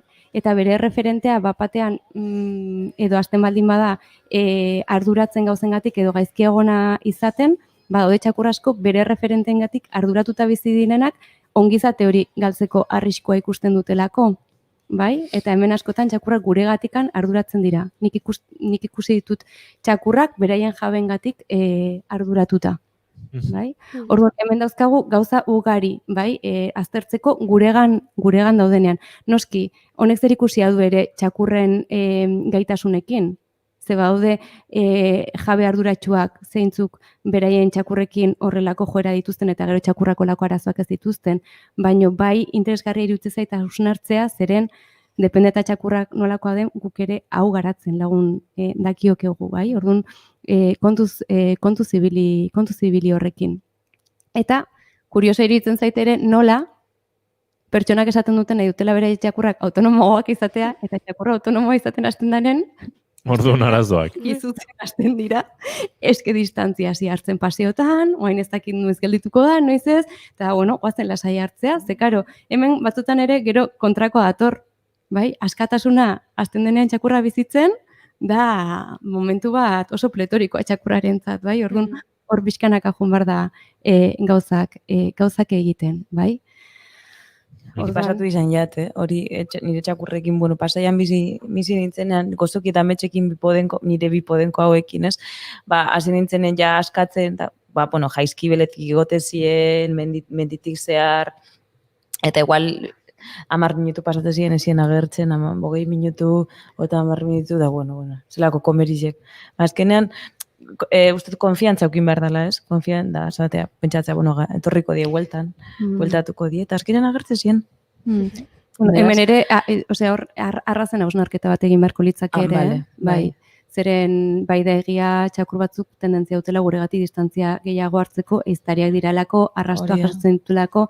Gero ere badaude txakurrak okerrago kudeatzen dutela bakardadea besteak baino, eta hau da, sortuak izan diren funtzioaren arabera, bai, hartzai txakurrak adibidez okerrago eramaten dute bakardadearen kudeaketa, ze azkenean sortu dira gizakiarekin kolaborazio oso potente bat egiteko, bai?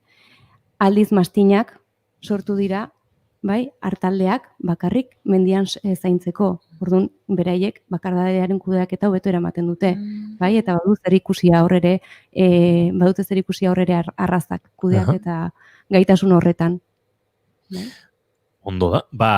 Tira, ari gara ez, gure azterketa egiten, gu geuk zer egin sortzen dugun txakurrengan, ze arazo izan ditzaken, zergatik izan daitezken arazo hauek, ikusten ari gara arrazaren arabera ere hau aldatzen dela, zer gehiago, esan behar diogu entzuleari, horrelako kasu baten aurrean, batez ere, aztertu dugu, kasua ondo zehaztu behar dela, denak ez direla egoera berdinak, bideokamera edo webkama etxean jartzearen ere aukera badela ikusteko benetan txakurrak nola kudeatzen duen hori dena.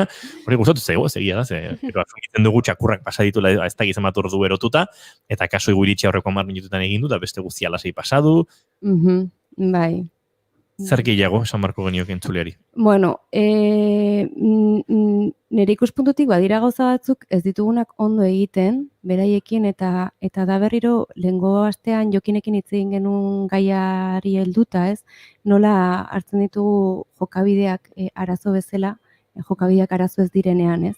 Eta orduan txakur baten jokabidea zein da, ez? Komentatu dituen gauza guztiak.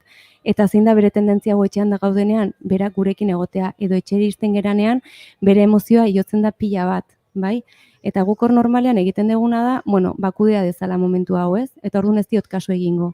Ze, klaro, nik kaso egiten baldin badiot, orduan txakurrak geroz eta gehiago pegatuko da nere gana.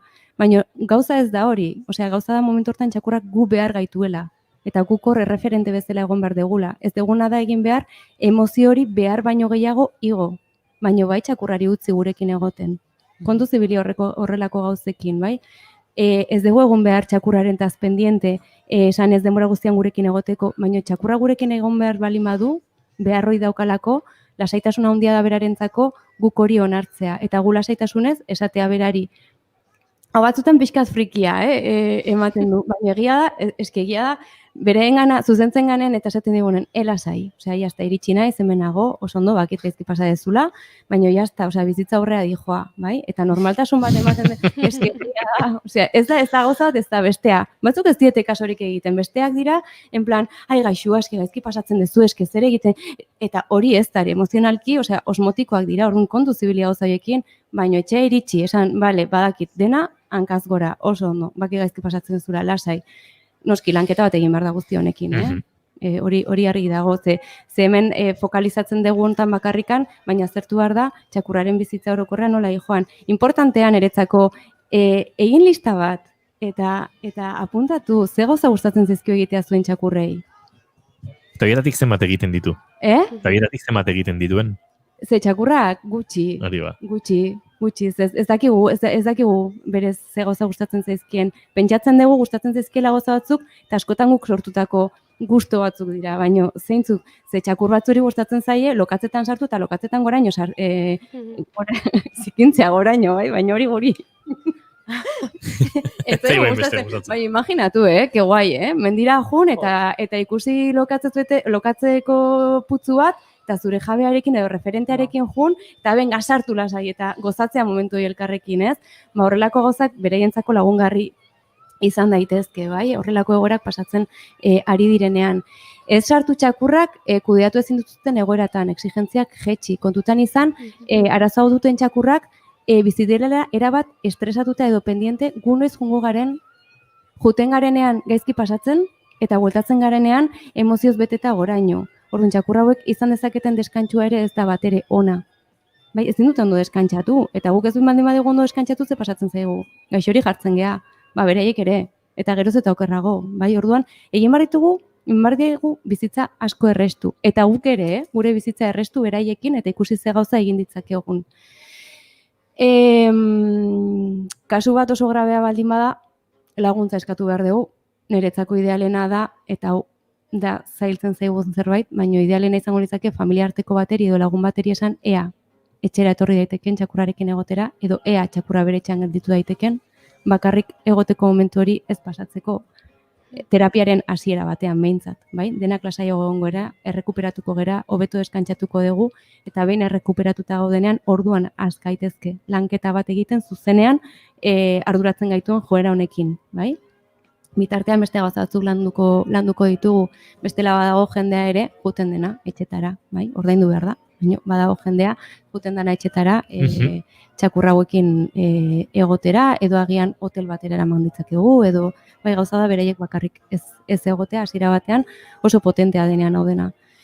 Bueno, bitzen ditugun terapia alternatiboak ere hor daude oso lagungarri dira, bai, aromaterapia, fitoterapia, feromonak, bai, difusoreak, feromonekin, masajeak ere, horrelako gauzak, bai lagungarri dira beraientzako ere. Eta, bueno, nik konbidatzen detena pixka da hori observazio bat egitea, beraiena eta ikusi pixka bat dituzten joera hauek eta ea guk ere zer eta nola egin dezakegun joera hauetan beraiei laguntzeko, bai. Agurtu horretik Nora, ez dakit, galdera bat badaukagu, denbora emango digu... Bai. Bueno, galdetu dute, gaixo kuadrilla Norarentzako galdera. Bizilagun berria daukagu etxean eta bere etxetik atera da bueltatzen denean, lakik gure txakurrak zaunka egiten dio. Probatu dut, lasaitzen saiatzen, baita ere bizilagunarekin egon gara eta osaindu du, baina berdin jarraitzen du. Zer egin dezaket laki lasaitzeko? Bueno, nik esango nioke... bizilagun honek parte hartu nahi baldin badu behintzat, dinamika hontan, lakik bizilagun honekin denbora politia pasatzeko, paseatzea juteko beraiekin, noiz hemen kajanari pixkat emateko, inkluso bere etxean sartzen baldin bada, baskozazo beto, momentu lasaia pasa behar dituzte, eta bereientzako gozagarriak diren momentuak, eta nik usten dut, laki baldin badanik pentsatzen deten laki, orduan honek segituan pasalko dula, bai? Ez du horrelako arazorik izango pertsona honekin. Orduan bai, gonbidatuko nuke hori egitea eta nik esaten deten bezala, orain pixka zaila dago, ni beti esatzen nien, esan bizilagunei laguntzeko eta gero kaina bat hartzea jutezea telkar. Baina etxean edo. Etxean bi lagun elkar daitezke, arazorik gabe, 6 arteko muga badaukagu orainik. Hori da, horrelako zerbait. Beno, laki txakurrentzateko izen ederra da, baita Laila bera ere, oso izen polita da, eta gaur 50 urte bete dira Derek and the Dominos, Eric Clapton handiaren taldeak, bere lehen eta diska bakarra izan zen diska bikoitz hori publikatu zuela. Hain zuzen ere, diska honek izen hori zemakin. Laila and Other Assorted Love Songs. Bueno, bantxe batu ziren Eric Clapton, Bobby Wildock teklista, Carol Rowell bajista, Jim Gordon baterista, eta gero grabazioan Duan Allman, de Allman Brothers Band taldeko gitarrista gonbidatu izan zuten, ikargarrezko kritikak izan zituen disko hark, eta gerora Eric Claptonen kantutzat dugun kantu txarronek Lailak eman zion diskari indarra baino hor egon ziren Bell Bottom Blues eta bestelako arrakastak gaur 50 urte betetzen dituzte, eta Laila kantuarekin agurtuko dugu. Laila txakurra dituzuenentzako ere omenalditxoa noski, eta Nora Oteizari eskerrak eta datorren astera arte agurtuko zaitugun, era? Eskerrik asko zuei, datorren aste arte. Fariba, zuri ere datorren asteren arte. Eta Goiuri zuri ere, akaso The Last Countdown jarri behar nizun, baina hori, venga, igual beste momentu atean jarriko dugu, baina ja, gero eta gutxiago falta da. Nik segurako FOMOa daukat. Zer daukezu? FOMO. FOMO, zer hori? FOMO da Fear of Missing Out. Zaudete ordenak leku igualen eta nina hoetxen, eta gaizkia inaiz pasatzen.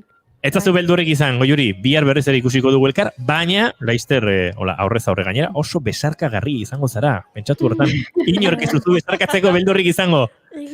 Izan ondo, zaindu. Eta entzuleari ere, mila esker hori izategatik bihar arratsaleko 4etan, hementxe, bigarren kafean naiz irratiaren sintonian.